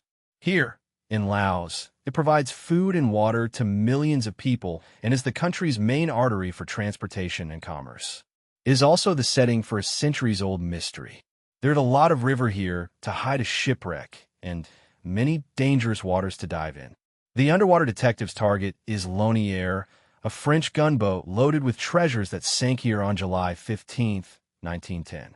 Lonier patrolled the Mekong, helping maintain French rule in Laos. It was a 23-meter-long ship, powered by steam and armed with 3 rapid-fire cannons. When it sank, it was carrying a valuable cargo of Laotian treasures, including gold and bronze Buddha statues, whose artifacts, it is said, triggered a curse on the Latoil and its crew. The Fletchers intend to locate the treasure and return it to the people of Los Angeles, but only a handful of divers have dared to venture into this river, so Mike Fletcher must determine if diving in the Mekong is possible. From time to time, you see large swirls of water and spots where the water boils from the bottom, moments when you can't tell which direction the river is actually flowing, because although the water flows in this direction, there are currents that cause the current to return upstream. It's a very confusing current here. The river current is unpredictable. It can reach more than 20 kilometers per hour. Flash floods, treacherous rapids, and sharp rocks claim hundreds of lives a year. Look at all the directions the water moves in. It moves around there. Imagine trying to dive there now. That's what scares me most. Mike is looking for a place to test the waters while his son Warren follows a trail of clues that he hopes will lead them to the river. Buddha, in London, England. Martin Bailey, a journalist, has discovered secret British government files about the sinking of the El Grandier. This particular file from the Foreign Office was titled Sunken Royal Treasures, and, of course, that caught my attention. There are some kind of secret files. You said they were made public. Were they made public or declassified after 30 years? The confidential file details the correspondence between the British Foreign Office and Tony Bache, a Briton working in Los Angeles. It reveals that the British were looking for the same treasure back in 1964. They developed a detailed plan to rescue the treasure and return it to the King of Laos, and identified a specific area where they believed the El Grandier had sunk. The location was identified by Bache, and it was the Tong Sum Rapids, a few kilometers north of Tadu. All right, that should help us a lot. Yes, I hope so. The Mekong runs through Laos for more than 188 kilometers, forming a natural border with the neighboring countries of Myanmar and Thailand. The British identified this 500 stretch of water as the search area. Mike follows the trail 60 kilometers downriver to the isolated town of Tadu. A ghostly mist hangs over this stretch of the river as farmers clear and burn the forest to cultivate. As the sky changes, so do the currents of the Mekong, which become stronger and larger. Now it is the boulders that define the river cliffs. The raging river stirs up the sand, reducing visibility to almost zero. These conditions are extremely dangerous even for a world-class professional diver like Mike. The sand is literally full of water, and it's really quicksand. Imagine what it's like out there, where the sand is constantly moving. But you wouldn't want to fight this for too long, because you'd leave. 2 things will determine whether the Fletchers can investigate this site: underwater visibility and the speed and strength of the current. And the only way to check is to get in the water. Mike ties a guide rope to a rock to prevent the Mekong from dragging him away. The air chambers in the wetsuit add buoyancy in the water. If the current rips Mike off the rope, he should return to the surface instead of getting trapped underwater. But diving here is dangerous. Laos does not have a diving industry, and few people have explored the treacherous waters of the river. The name Mekong comes from a word meaning mother of waters, a force with the power to give and take life. Many believe that the river is home to the Naga, gigantic snake-like creatures that hide in its depths, and to which the inhabitants of Laos make sacrifices. Nothing can be seen down here. It is terrible. The visibility is almost nil with all the sand swirling in the water. The only thing I can see with my flashlight is an orange glow. See nothing down here. It is terrible. The visibility is almost nil with all the sand swirling in the water. All I can see with my flashlight is an orange glow. The poor visibility means that they will not be able to search for the treasure with the naked eye, and the river currents still have to be checked. It is the dry season, and the river is at its lowest level, but it continues to flow fast, at about 11 kilometers per hour, and can quickly increase to more than twice that speed in the event of flooding. The Mekong is deadly. In 2000, more than 800 people, mostly children, lost their music life. Mike is carried away by the current, passing at full speed through rocky outcrops, submerged fishing nets, and eddies that could trap him. I'm fine, yes. Well, I'm very happy to have done it, because now I have a better idea of the river. In fact, I got stuck in an eddy for a while, and it made me spin, and I felt at times that the river could try to drag you down. It is wonderfully exciting to think that I may have floated right over our shipwreck, the Grandeur, but the Fletchers will need a plan to combat the current before they can search for the treasure. On another continent, Warren tracks down Commander El Granier in the general's hometown, Grobby, Music, France, almost a century since General de Bellier died in the Macon. He was commander of the French colonial forces in Indochina and was obsessed with collecting local art for the family estate. Al has read it to a descendant as a surprise for Warren. Wow, I didn't expect to see these photographs of the ship. Warren sees the target for the first time. The photograph shows El Grandeur traveling through the Macon. The steamship was powered by a large metal boiler. It is an important detail for the team and will help them choose the right technology to aid in the search. I wonder when this photo was taken. Undoubtedly, it seems that the river level is very high. Submerged trees can be seen. Only the top part sticks out of the water. El Grandeur made his fateful last voyage in July 1910. The Mekong flooded and overflowed to reach 18 m above the dry season level. The waters hit a danger, massive irregular rocks under a surface battered by strong currents. I'm curious, was General Enel on an official military mission or just a personal quest? The IRA has no records confirming that the general brought treasures to display, but the British Secret Archive states that the treasures left Laos aboard the El Granier and reports that the Laotian royal family was deeply distressed by the removal of their national treasures, but the king felt powerless to protect them from colonial authority. Deer's rank and position in occupied Laos may have influenced the royal family to relinquish their treasures, including Buddhist statues and precious artifacts with deep religious significance. Laos has been a Buddhist country since the 14th century, so the removal of sacred artifacts would have been a great insult. Most of the lost treasures came from Ling Pi Bang, the center of Buddhist music in a local monastery. The monks hold a special ceremony to protect the treasures from the dangers of the Macon. Some of the more superstitious believe that anyone who removes religious artifacts will be the victim of a curse. Before leaving, General de Bellier was warned about the river conditions. Perhaps El Grandeur sank due to his bad karma. It is a risk that we don't want to take. Music. The search for El Grandeur presents unusual challenges, so the team is prepared for the unexpected. Their riverboat is loaded with 20 boxes and half a ton of equipment. It is their home and their work base in the music Macon. The team's boat is very similar to El Grandeur's. Both have long, narrow hulls designed for the narrow meanders of the river, but courses of rocks and boulders remain dangerous. The similarities may offer clues to help the Fletchers understand what happened to the general and his treasure. I wonder if anyone has considered the possibility that he had a mechanical problem, such as the rudder breaking, which could happen, or hitting a rock and bending the rudder or something like that, and then you would be at the mercy of the current. The mechanics of the boats is primitive and has not changed in a century. The rudder is a chain wrapped around a drum whose ends are attached to the stern, but they are attached to opposite sides of the rudder to turn the boat. It's a simple and beautiful system, but, it could fail at any time. All it takes is for a screw to come loose, and that's it. I guess the Grand J had a drag chain like this for steering, but the early steamboats had ropes. Ropes, yes. Stories are told about the ropes rubbing against the pulleys or causing fires. Then you have a boat on fire, and there is no way to govern well.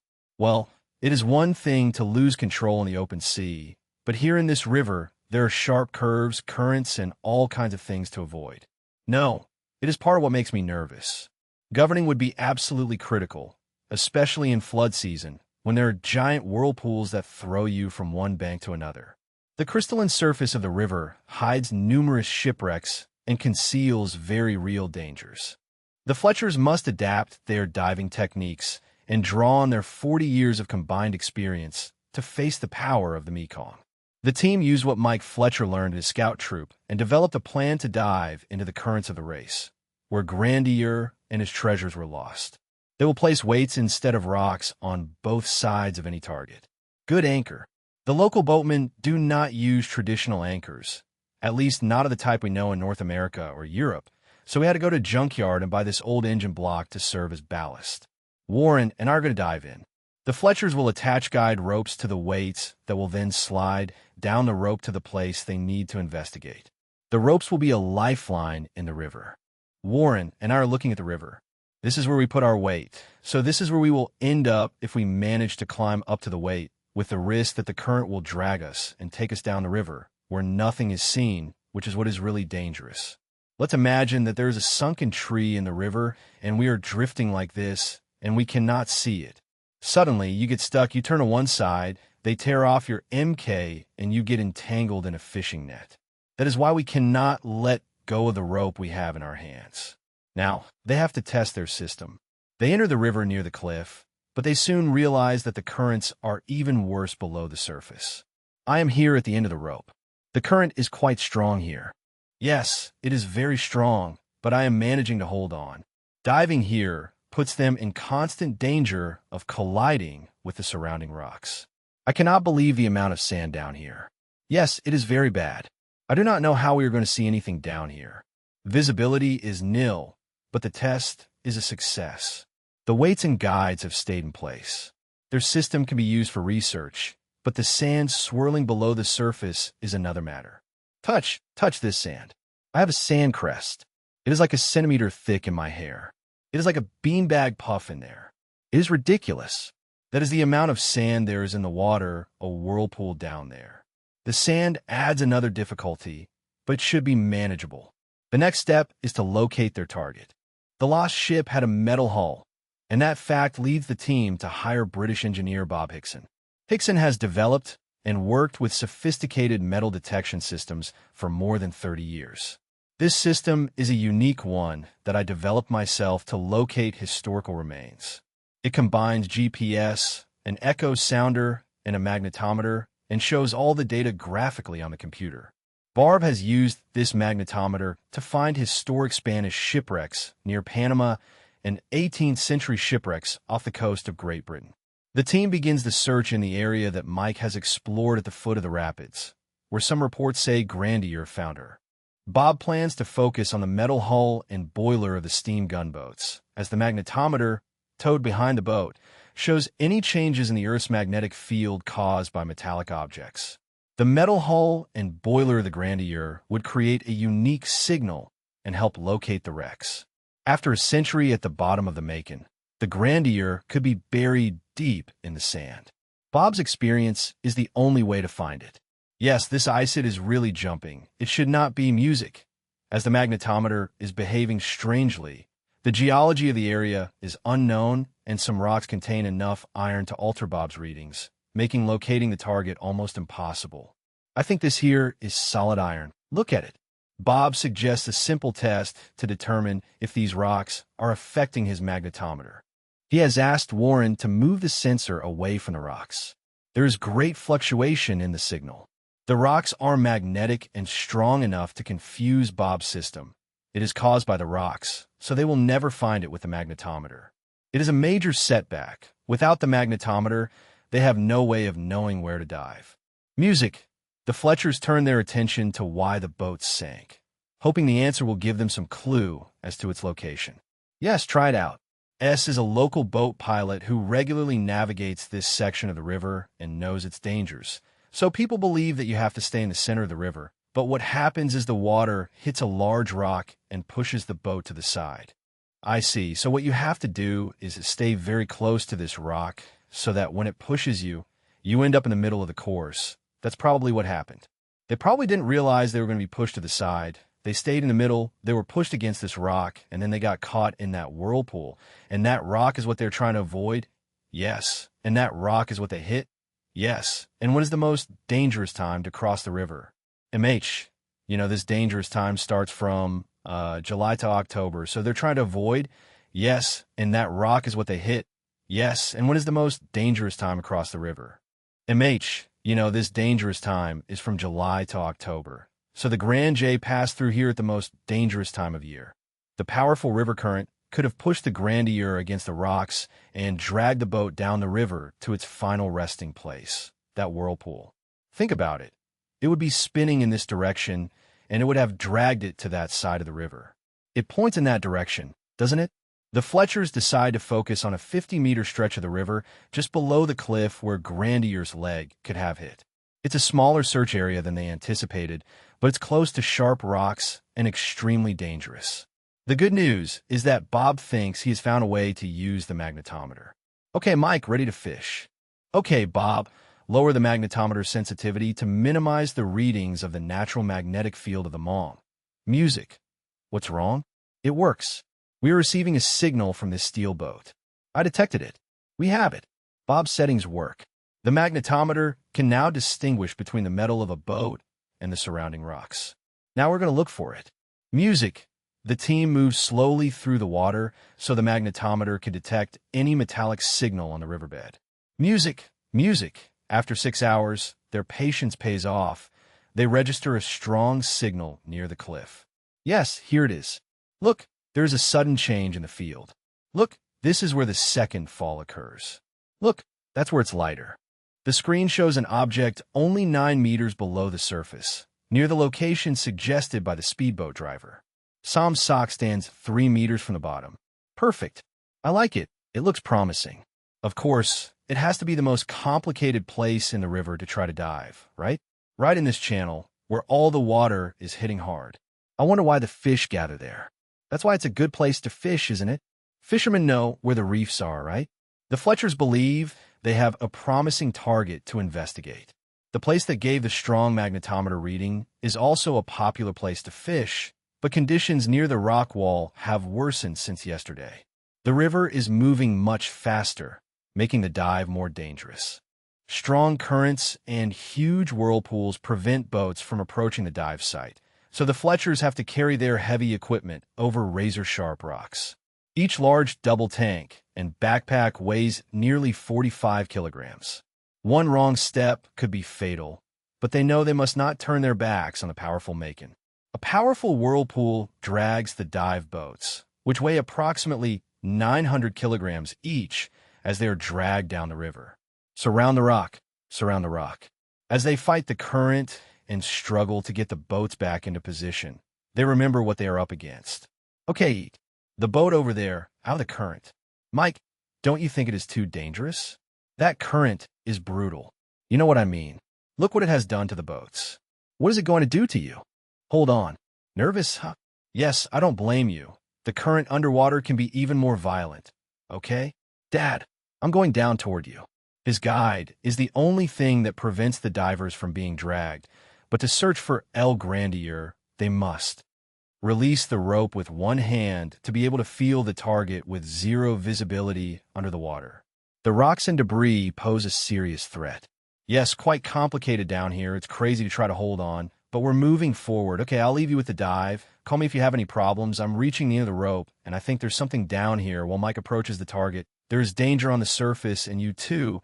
There's a very large steel boat passing at this moment, so be careful. The engines can already be heard. The roar of the riverboat adds turbulence to the underwater currents, making it more difficult to hold on to the guideline. Mike is dragged to the end of the rope. Hurry, I've found something down here. Mike Fletcher struggles to hold the line and make sense of what he has discovered. Above him, a huge boat passes dangerously close. I notice it. A tree. We have to get out of here before it sucks us in. The underwater current is so unstable that Mike and Warren must crawl along the rope to get to safety. I swam straight into a tree, didn't I? I think that was our goal. Oh, after a few. I don't know, 20 meters, yes, there's a gap in the sand. Yes, that's where Warren found me, and just beyond is a big tree. I'm sure what you see is not the remains of the Grand. I think what you see is that big, old tree. A promising find has turned into disappointment. It seems that the magnetic properties of the rock and the swirling sand have created a false target again.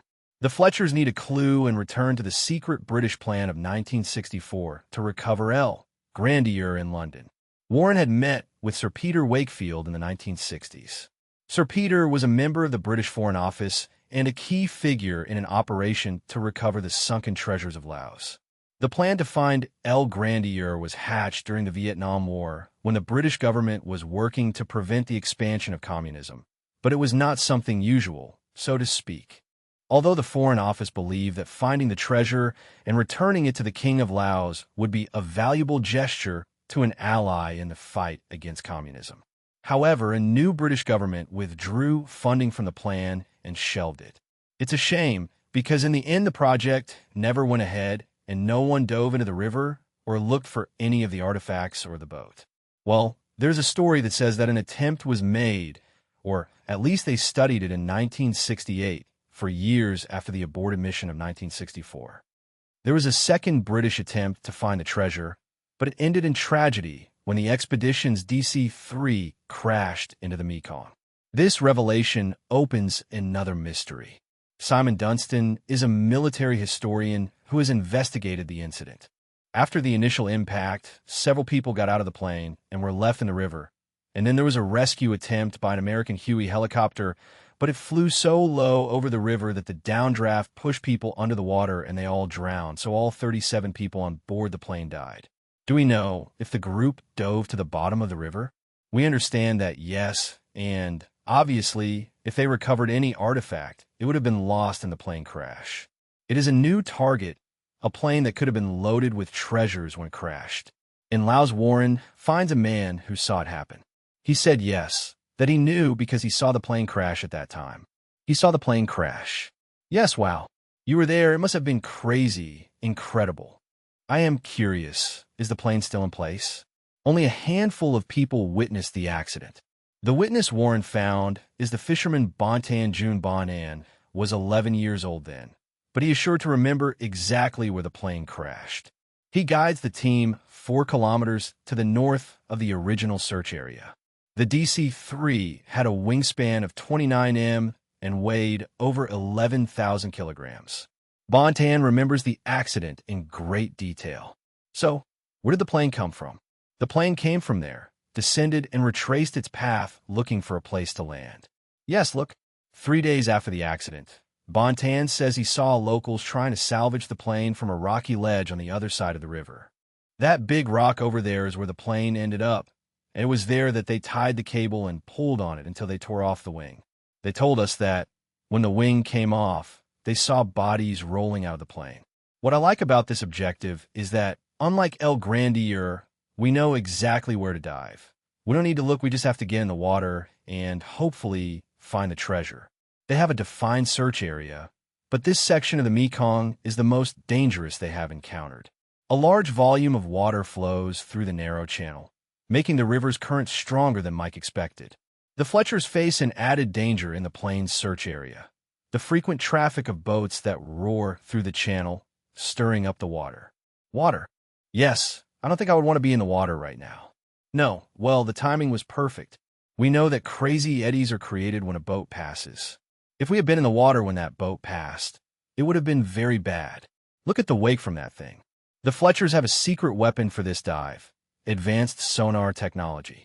The kit generates visual images from reflected sound. It would guide them through the near-zero visibility of the Mong, but it is cumbersome and increases the dangers of their dive. Without the sonar, it's a death trap down there, and you basically have to hold on with both hands to the thing.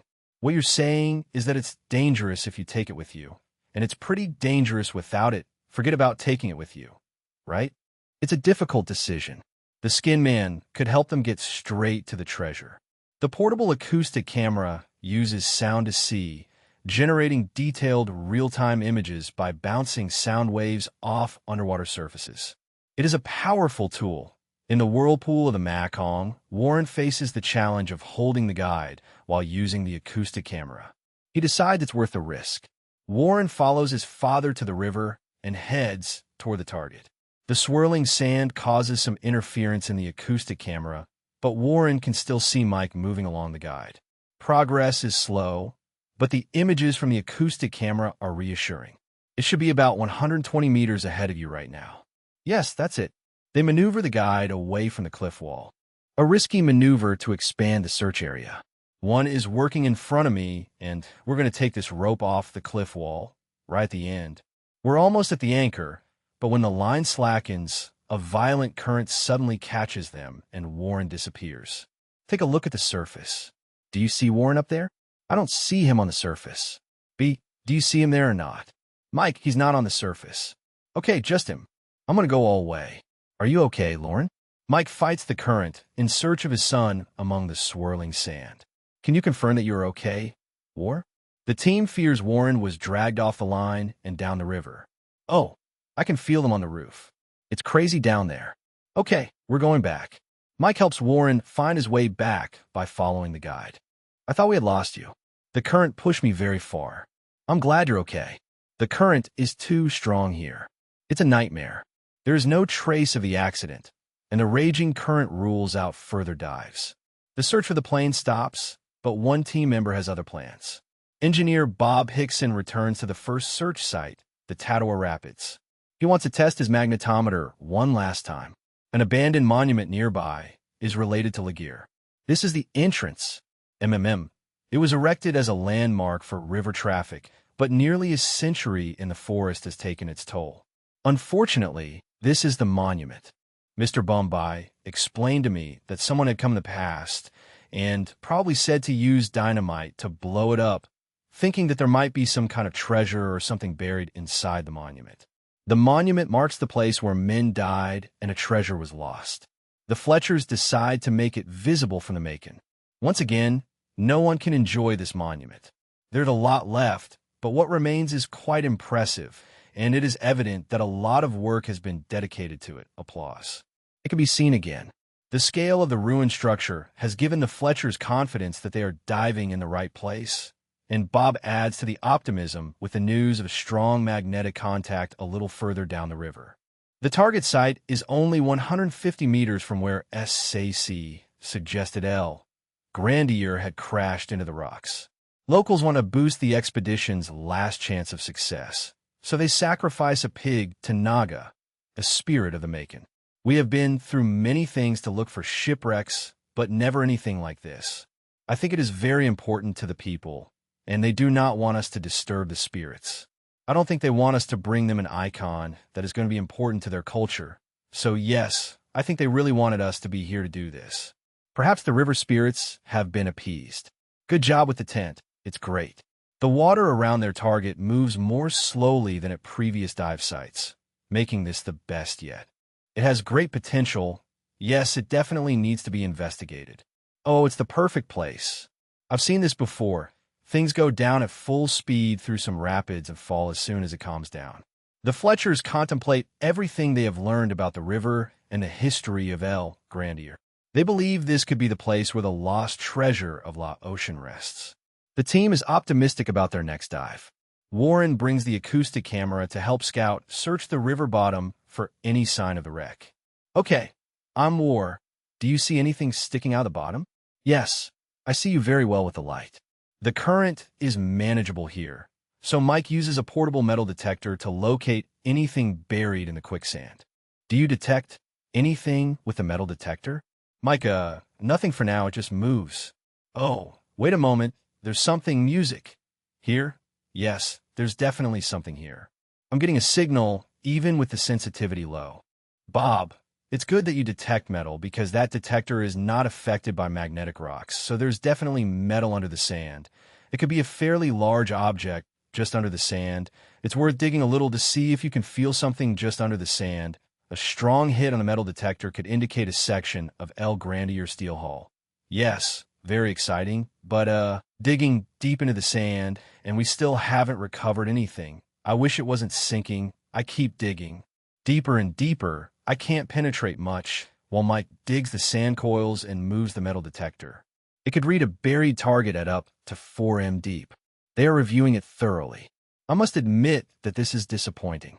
They finally mastered the underwater conditions, but there is no way to reach the object. If we want to move forward, it will mean bringing a barge, which will not be easy with the current and the nearby rapids, and it will be a rescue operation that could cost hundreds of thousands of dollars. I understand the problems of anyone who has come here in the past to try to find this object, and there is nothing easy about diving in this river. That's for sure. No, and as time goes by, it will only become more difficult each year. The Mekong erodes more than 170 kilometers of bank, and tons of sand and silt are poured into the turbulent waters, sediments that would bury any treasure and make diving difficult. But the Fletchers believe they may have found the last resting place of L.R. Deer and keep the GPS coordinate secret, which they only share with the oceanic authorities of Los Angeles. So the powerful Macon will keep its secrets until another day. Music, music, music, applause. Music, a morning storm strikes without warning, submerging two American schooners to the bottom of a vast lake. They really were two of the most spectacular shipwrecks that could be found, a watery grave for more than 80 sailors, the greatest loss of life in the Great Lakes during the War of 1812. I can see that this would really scare a lot of non-divers. It scares me just talking about it. There was no Navy investigation, and now, almost 2 centuries later, diving explorers Mike and Warren Fletcher, father and son, embark on the first scientific mission to delve into the remains from music, applause. Music, 2 of the best preserved wooden wrecks in the world lie at the bottom of Lake Ontario, in Canada. Discovered by an amateur archaeologist in 1973, these American ships, the Hamilton and the Scourge, have been frozen in time for almost 200 years. Wooden ships decompose rapidly in seawater as bacteria and salt break down the wood and corrode the metal. But the cold, fresh water of the Great Lakes has protected these wrecks, making them rare surviving examples of the schooners of the 19th century. Both the Hamilton and the Scourge were sunk in the middle of the night by a violent summer storm.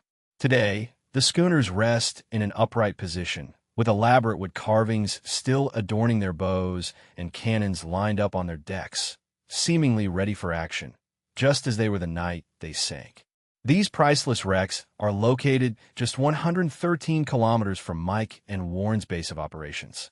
We always imagine that the most exotic and exciting things happen elsewhere, but here, with the Hamilton and the Scourge practically in my backyard and being really 2 of the most spectacular wrecks that can be found anywhere. The Hamilton was 20 meters long, weighed 69 tons, and was armed with 9 cannons. The smaller Scourge, at 41 tons, measured only 17 meters, but had 10 cannons lined up on its deck. Both vessels were simple merchant schooners recruited by the American Navy. Approximately 40 or 50 men served aboard each of the converted vessels. In 1813, the United States and Great Britain were in the midst of a 3-year war, a war that would decide the fate of the vast territory to the north that is today Canada, and which became known as the War of 1812. That spring and summer, the 2 navies clashed in battles across the Great Lakes. On the night of August 8th, 13 American and 6 British ships faced off just 1 kilometer apart on Lake Ontario. It was a warm, windless summer night. The 2 fleets rested silently around 2 a.m. A violent storm struck without warning. At dawn, the Hamilton and the Scourge were at the bottom of the lake. More than 80 American sailors died, making it one of the largest until the Civil War, almost 50 years later. The rest of the American fleet emerged unscathed. There was no naval investigation or official inquiry into the sinking or loss of life. Captain Joseph Osgood, Boatswain John Cochran, and cabin boy Joseph Phillips. The United States has designated the remains as war graves in what are now Canadian waters. Since 1976, they have been protected as a National Historic Site. The remains of 6 of the sailors lie on the lake bed, near the schooners. Perhaps they drowned trying to escape the sinking ships. The rest of the crew has never been found and could lie among the remains. Why so many drowned that night remains a mystery. When I started hearing about the Hamilton SC, I didn't think about the people, but those remains were real people. They had names, they had families. The Fletchers want to find out what happened and why so many perished that summer night. To do this, they need to enter the wrecks, something that has never been done before, and that is not going to be easy. The remains are located at 90 meters deep in icy waters, but the cold, with an average temperature of only 4 degrees Celsius, may have preserved clues about what happened that night. Now, for the first time, the Fletchers are joining a multi-year scientific and archaeological expedition to enter the wrecks and delve into this lost world. Going down below deck, we will be able to gather the only information there is. Are there provisions, barrels of food, ammunition, ballast? All the things necessary for a naval ship to operate on the lake. Are we going to find evidence of it below deck? That is one of the most intriguing questions. There are no plans or schematics of the interior of either schooner. The location of the walls and supports could shed light on why they sank so quickly. The expedition could also find the remains of the missing crew members. If the schooners sank suddenly, many may have been trapped below deck. The position of their remains could offer evidence of how and why so many drowned. Wrecks are war graves, so the team must park the expedition ship at a safe distance and keep it steady with buoys instead of anchors that could cause damage. Here you can see the wreck of the Scourge, and we made the deliberate decision to place the moorings almost 100 meters from the site of the shipwreck. In 1980, Canada restricted diving at the site, so they must use remotely operated submersibles, or ROVs, to get inside. The ROVs allow us to spend much more time at the bottom. Yes, to do a scuba dive, you only have very little time on the bottom. If you push it a lot, you can get 20 minutes, even half an hour, but it would take a long time to return to the surface. I can assure you that the expedition will need every minute it can to investigate, as they have no plans to guide them and will be flying blind. The access points are limited. The Hamilton has 3 small hatches, and the Scourge has 4. The schooner also has a small row of windows in the stern, which will make entry difficult, but could also have prevented sailors from escaping, according to an eyewitness account. The storm hit so suddenly that many could have been trapped in the cabins. To find out, the Fletchers planned to simulate the conditions below deck on the night of the disaster. The test will shed light on the challenges those who escaped faced. Music Crew Survival Systems in Halifax trains military and emergency personnel to survive being trapped underwater inside a ship. Mike Warr wants to use his $5 million simulator to learn what the crew would have experienced during the sinking in a simulation like this, in which, in a simulation of a shipwreck, the big problem is the water that comes in torrents and the disorientation that this causes. Really, the only thing you can rely on is physical references, and in this particular simulation, there's a lot to rely on physically. It's just an empty capsule with an exit to make the simulation as realistic as possible.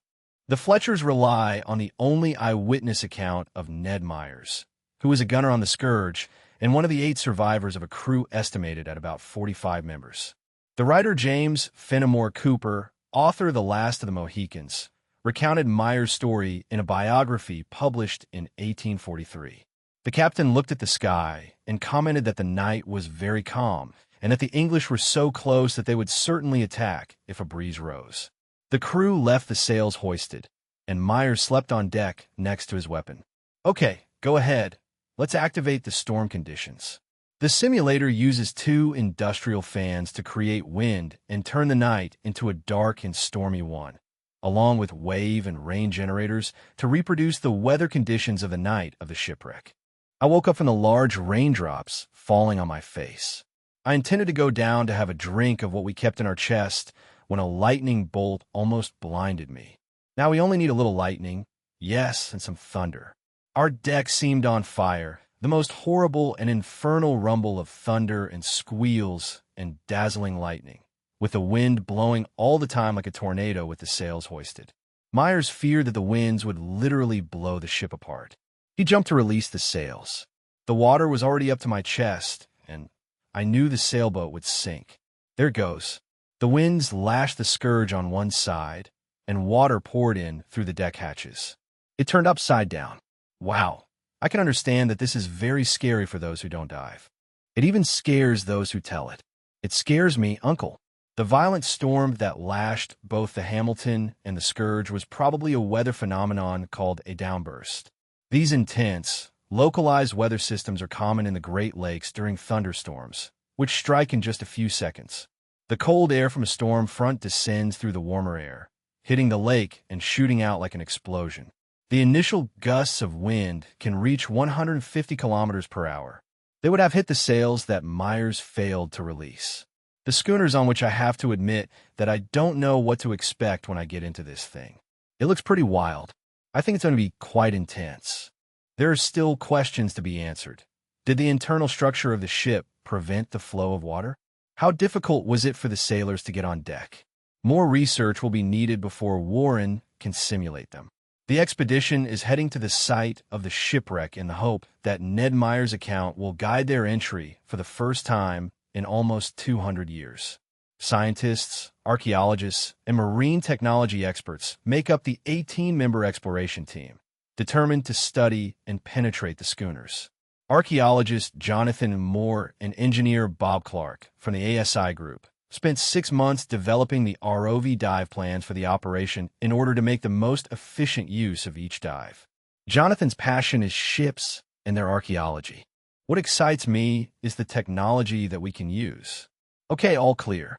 They use a $350,000 ROV, the CI Falcon, connected to the expedition ship by a cable approximately 1 meter long, weighing less than 100 kilograms and with a nominal depth of 300 m. Dan Keno has logged almost 200 hours piloting the ROV. He pilots it at 90 m, beyond sunlight's reach, to find his prey. The Scourge begins its travel during the first dive. The mission will examine the Scourge from bow to stern, searching for the best entry point. Piloting the ROV demands intense concentration, as the vehicle has no peripheral vision, so Dan relies on the camera and sonar on board to maneuver it over the fragile remains of the shipwreck. Little by little, the ship's bow on the bow of the Scourge comes into focus. Wow, look at that. We've been waiting to see the Scourge at the bottom for a long time. It's great to finally see it. Is that the Scourge's figurehead? Yes, it is Lord Nelson, the famous British admiral. The Scourge was originally a British cargo ship called Lord Nelson. It was renamed, but sailors believe altering a figurehead is bad luck, so the schooner sailed to fight against the British with Nelson, a British hero, still adorning its bow. It's sad to see so many remains of this incredible shipwreck covered with mussels. The mussels appeared in the late 1980s and by 2000 cover the wreck. Their added weight increases the danger of structural collapse. The mussels get their food from the water currents, so they rarely migrate inside the wrecks, where the waters remain. The team hoped the inside of the schooner had been saved. The interior compartments of the Hamilton and Scourge were originally designed to transport cargo across the Great Lakes. Normally, they transported the cargo in the hold and placed the weight in the lower part, but now all these heavy cannons on deck and the modifications will have changed the ship's buoyancy. It must be so. The 10 cannons of the Scourge added approximately 8.5 tons to the deck of the schooner, changing the handling of the ship. Any change below deck could have affected how quickly the ship filled with water. This information could help explain the high loss of life. The ROV reveals a bow hatch stuck shut with sediment. The stern hatch is also blocked, this time by boarding pikes used to hold onto other ships at close range. They need to find another way into the wreckage. The ROV moves to investigate the stern of Scourge. Here are sliding windows that slide towards the transom. According to Meyer's account, these windows led to the quarters of Captain Osgood of the Scourge. His music captain. The glass windows may have been raised by Osgood in the hope of relieving the heat during warm summer nights. And look, we have a really good view, Dan. You can place the second window inside. There is another opening. The second opening is an important discovery. The ROV could use it to pass from the captain's quarters to the heart of the Scourge. Ned Mars says in his account that he headed to the piece of wood that defines the transom's outer shape. Okay, yes, this is the place. I stood for a moment on the piece of wood and saw Mr. Osid with his head and part of his shoulders sticking out of one of the cabin windows, struggling to get out, but the window opening is just over 20 by 40 centimeters, about the size of a laptop, perhaps too small for Captain Osgood to escape. His remains could still be inside, but the window is also too small for the ROV. The team must find another way inside. They turn to specialized equipment, a micro ROV designed to carry a high-definition camera. The Ray is one of the world's smallest ROVs. The unit itself is so compact that we can literally carry it as hand luggage on a plane and go wherever we need to. Craig Thorngren is an expert pilot with over 1,500 flight hours. The ROV is the size of a large shoebox, but this small device is also built to withstand the pressure at more than 100 meters below the surface. We have 2 horizontal thrusters to move forward and backward, and they're operated with this control lever, so it goes forward, backward, turns left and right. What does it take to fly the ROV well? Much practice. The micro ROV can work in hostile environments. Craig has used it to investigate over 50 shipwrecks, including the USS Arizona, bombed at Pearl Harbor. It is the best opportunity of the expedition to enter the shield, but the stern section is extremely delicate. It has a lot of very loose material, a lot of decomposition and risk of collapse. So let's consider this stern area as a house of cards. Any false move by Craig could damage the Scourge's stern structure. The Fletchers use the archaeologist's data to build a life-size model of the window, so that Craig can practice passing a needle. Neither a human being nor a camera has ever penetrated the interior of the rack. Who knows what we're going to find there? Music. The ASI has a 70,000-liter tank that is used to plan complex field operations with ROVs like this one. What do you think, John? Excellent, because I think it gives a very good impression of the stern's complex shape. When the ROV tries to fly horizontally, it arrives here at this angle, but this does not present a perfectly flat, open window. No, we have to fly through an opening with a complex shape. Craig has the pressure to demonstrate that he can negotiate the approach and fly through the window without damaging the priceless. Music. Warren will supervise the R's progress from inside the tank. Greg, what we're going to do now is slowly approach and assess the size of the opening. Yes, it looks like it's going to fit perfectly. Okay, then let's proceed through the opening. This job is not for shaky hands. Craig must exert precise control, guiding the ROV in a straight path through the window's complex angle. You're going to have a restricted vertical space, so you're going to have deck beams above, and you may not have much headroom below. Either Craig has managed it without touching anything. Perfect if Craig manages to enter the shield. First, they will examine the layout of the cabin and look for archaeological evidence, furniture, personal effects, and possibly the remains of OSG good. From there, they will try to penetrate further and discover how the schooner's structure may have affected the crew. The return trip is a bit more bumpy, but the team can congratulate themselves. They have shown that the ROV can pass through the window. Would you say that the pressure has already been released now that you know that the UROV is going to fit through the window? In a way, I think it's going to be much more difficult with the Rex. It can't approach from all the directions it wants. It has to enter from the port side, and there will be cannons and other things that it will have to avoid, so there are many other factors that will make it much more complicated. Every day is without a doubt a challenge. Music. I have waited a long time to see the inside. Me too. And maybe we are glimpsing something that may not last. It is inevitable that the stern structure will collapse. It's our moment, yes. Remember the H scenario of the letter here in the stern with respect to the planking and all those fragile characteristics. The expedition ship is stationed almost 100 meters from the site. The displacement protects the shield, but it also means that Craig does not have a clear approach line to the captain's window. His descent lasts almost 25 minutes, and he must pilot around the stern to meet Dan's ROV, taking extra precautions not to get caught on any part of the ship. Jonathan has the archaeological permit for the project and must ensure that the historic wrecks are not damaged during exploration. Each ROV drags 240 m of cable that extends to the expedition ship. They must make their way through fallen sections of the fragile mast rigging and the pulley-shaped davits that were used to lower and raise the Scourge's boat. If a cable were to get caught, it could trap an ROV or, worse still, damage the remains of the shipwreck when released. The two ROVs line up and approach the stern windows. Dan backs up to illuminate the whole area. Just a few more centimeters, and Craig will be inside. I think I'm right on top. I think you're in a good position. Here we go. Don't sound like the President. Craig has to approach in a straight line, just as he did in the test tank. So he can maneuver in the angle of the window. One of the team members controls the rope, providing the ROV with a full range of motion and movement to maneuver. If the rope is too loose, it will not reach its target. If it is too tight, it can get caught and damage the Scourge. Right there, you're not gaining depth. Yes, here, release more for me. Wait, they're pulling me. They're pulling me. I think you have my cable. No, I don't think so. I'll stop there. I'll stop. Something is wrong. The cable is too tight and prevents Craig from approaching the window in a straight line. It's not right how they're pulling you back. It's not. Acceptable Dan pulls back, and his light reveals that Craig's cable has gotten caught in the davit. The ROV is stuck, and a false move could damage the Scourge. The snagged rope makes it almost impossible for the ROV to enter the Scourge. Worse still, the rope's swaying motion could cause damage.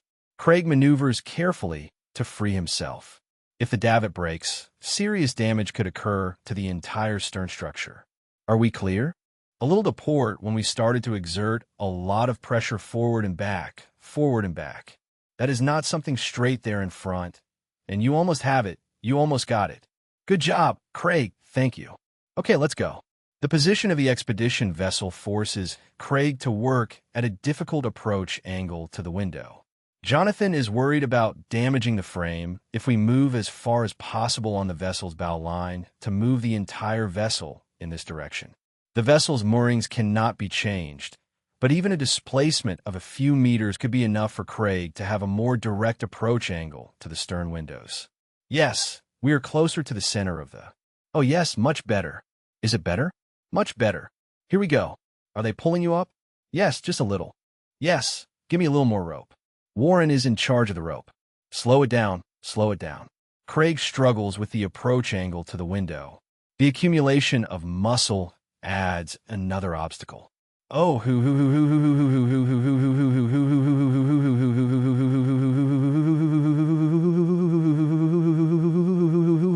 reevaluate the situation. They review the images to decide whether to continue. Jonathan is the archaeologist in charge, so he has the final word. You're struggling to turn around, so you're facing difficulties even before you get to the window. The team is divided. Craig thinks he can get in. The windows seem much larger than we initially thought, especially that doesn't have a necessary strength. I understand your concerns. Don't misunderstand me. I think it's a combination of the small size of the window, its fragility, and I just think it could be too risky. Jonathan cancels the attempt. He believes that any small bump could cause the stern section to collapse. It is a great frustration for any diver to be limited by someone else's rules.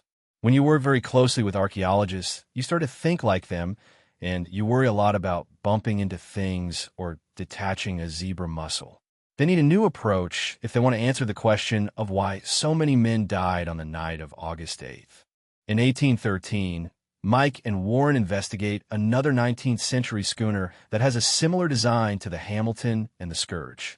They hope that the interior design of the saloon will shed light on what happened below deck during the sinking. The remains of the rudder are located just 7 kilometers south of the Hamilton, on the Scourge, just over 30 m deep, making it much more accessible. The government prohibits the use of diving equipment for any commercial dive to more than 30 m, so the Fletchers must use air supplied from the surface to dive on the rudder.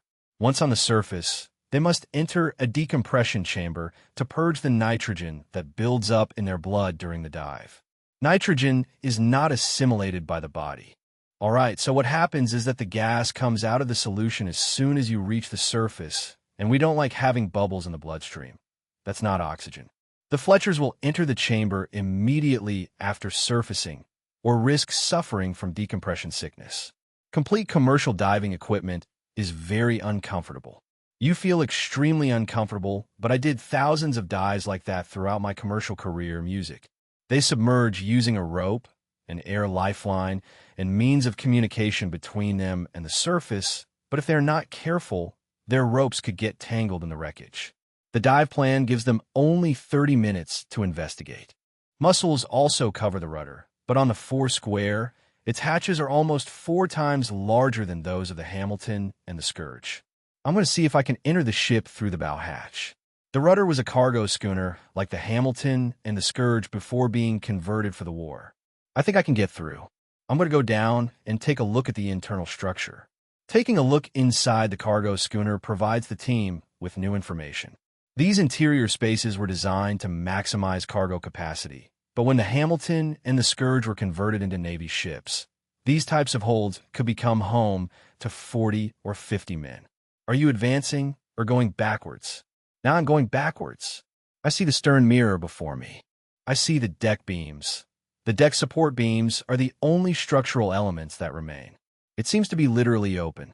I don't see any lid or anything separating the different areas of the boat. Really strange. The open space below deck makes sense in a schooner like the Tiller, with a reduced crew and designed to transport cargo, but in a ship converted for war, with dozens of men living below, it could make it more difficult for them to escape the sinking. In warships built expressly for that purpose, partitions separated living spaces from combat and storage. These compartments slowed down the aggressive water, potentially giving the crew more time to get out, but if the Hamilton and Scourge shared the same internal structure as the Tiller, the crew could have had only a few seconds to escape. I can only imagine what it would have been like if there had been 40 or 50 men, like on the Hamilton, fighting to get out of the hold on the Scourge. The Fletchers have only 7 minutes from their last decompression stop to surface and reach the chamber to complete decompression. Any delay, and they run the risk of contracting decompression sickness. They reach the surface, but their moorings become entangled. Mike and Warren work together to free themselves from the lines constricting them. Warren needs some slack in the line. Loosen the one below, Dad. Let's see if you can swim around and untangle it. I can't move. They have only 3 minutes to free themselves from the ropes and reach the decompression chamber. I think I see where it is. Music, I have it. Warren unties M's ropes. Less than 2 minutes remain. The support team must free them from the helmets, harnesses, and dry suits. That's dangerous. Nitrogen will bubble in their blood. Prolonged exposure can cause paralysis or even death. 30 seconds. They run to the decompression chamber and arrive with only 10 seconds to spare. Have a good flight. Music. The guys are sealed inside the steel tank. Pressure is adjusted to match their last decompression stop in the water. Gentlemen, you are ready. Start breathing oxygen. The Fletchers have seen for the first time the interior of a similar 19th century cargo ship, but are the Hamilton and the Scourge as open below deck as the Tilger wreck, or were walls and bulkheads added when they were converted for battle to accommodate the increased crew? If they are open, water could have flooded the schooners in seconds, leaving those below deck with little time to escape. The Hamilton wreck site is the last opportunity to get answers. It was sunk by the same terrible storm and is only 500 meters from the Scourge, but there are no eyewitnesses to the sinking of the Hamilton. All right, War, you're ready for a dip. With 20 meters in length and 6 meters in beam, it is larger than the Scourge, but has only 3 deck hatches, and the largest measures only 15 square meters. The search for an entry point begins at the bow. The ROV tracks the deck, searching for a way to enter. There were only 8 survivors of the approximately 40 or 50 men who served on board. Few remains have been found. Dan, can you go back and turn around so we can keep an eye on Craig as he enters? We'll keep an extra eye on you. Of course. The team moves cautiously, aware that this is a war grave and there could be human remains right below. When a drowning victim reaches the bottom of the sea or a lake, wherever it sinks, it doesn't move much. That's one of the beauties of the Great Lakes. There are no strong currents, tides, large hurricanes, or phenomena that tend to move objects from the bottom, so everything remains still. There are also no organisms that consume bones. Both wrecks are in a state of conservation that is really good for delicate organic materials like bones and wood. Craig is placed on the front hatch and covers the opening to limit access. Carefully, he lowers the ROV. This time, the maneuver goes perfectly. In the images of the upper part, images of the hold of the Hamilton appear on the monitor. The muscles have penetrated inside, but in much less quantity. The team enters the compartments of the Hamilton for the first time since the night it sank almost 200 years ago. We're clearly seeing some kind of debris, broken wooden planks that could have been cabin accessories or furniture for the crew. Craig turns right below the hatch and discovers a very open compartment, very similar to the rudder wreck. The visible evidence suggests that the water could have flooded it in seconds. It must have been impressive in that place when the ship. How did Ned describe it? As if the water was gushing in. Myers stated that the storm surprised many sailors below deck. Those who slept there were destined. I think it is likely that when the night cools, as always happens in fresh waters, some of the men sneak down to look for a warmer place. But the ROV does not find bone remains in this part of the schooner. Craig takes the ROV out of the compartment and directs it towards the stern, where he finds the ship's boat. It seems that the Hamilton sank so fast that there was no time to escape. Craig heads to his next target, the stern hatch. How is Isle doing? It's going very well. It doesn't touch anything. The hatch is clear, so Craig goes ahead and descends almost 2 meters below the deck. The team sees something inside the compartment, a gun rack with muskets still inside that lines the interior wall just inside the hatch. Okay, let's count them. How many are there? Maybe you can count them in a minute. I count 11 this way. The muskets kept close at hand are evidence of the soldiers and crew who live below deck. Exactly, very good, excellent, excellent. Craig must navigate through an incredibly narrow area to get there. Count them. Maybe you can count them in a minute. I count 11 here. The muskets, kept close at hand, are proof that the soldiers and crew live below deck. Exactly, very good, excellent, excellent. Craig must maneuver in an incredibly small space to go deeper. I think you're going to have to back up without hitting that strut. Right there, we don't want to touch that at all. It's extremely fragile. This corridor is where the men would have been fighting to try to escape, but it is narrow even for the micro ROV, which moves only 1 centimeter at a time. Craig advances in the narrow space. Good job, Craig. Music. As they delve deeper into the remains, they are rewarded with another discovery. This looks like the bottom of a shelf. The team sees something that could be related to the Hamilton's crew, a horizontal board. Look, it could be a bunk, it could be a bunk. It could be open underneath. It looks like the crew's dormitory, where sailors could have awakened to an overwhelming rush of water. John, if that's a bunk, if Hamilton had a very sudden end, and this is definitely an area where human beings could have been trapped, the deck is completely covered in sediment. When turning, the remains of the crews remain. Forever. Music, Warren. Let's go ahead and start pulling. Music.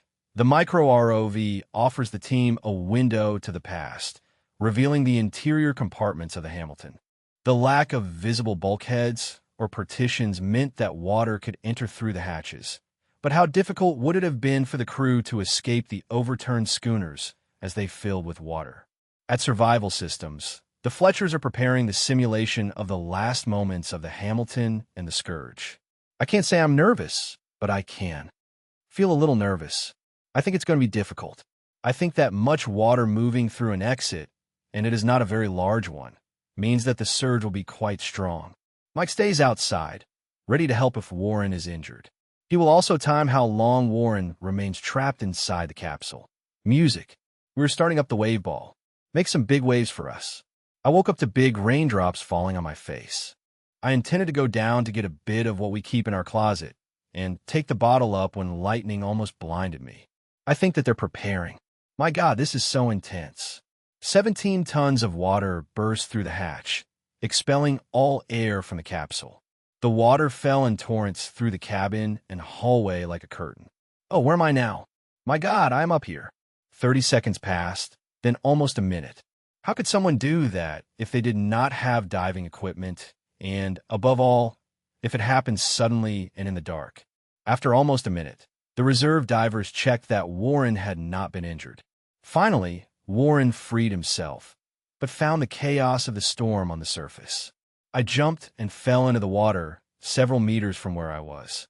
In my opinion, the schooner sank after I left it. How was all that?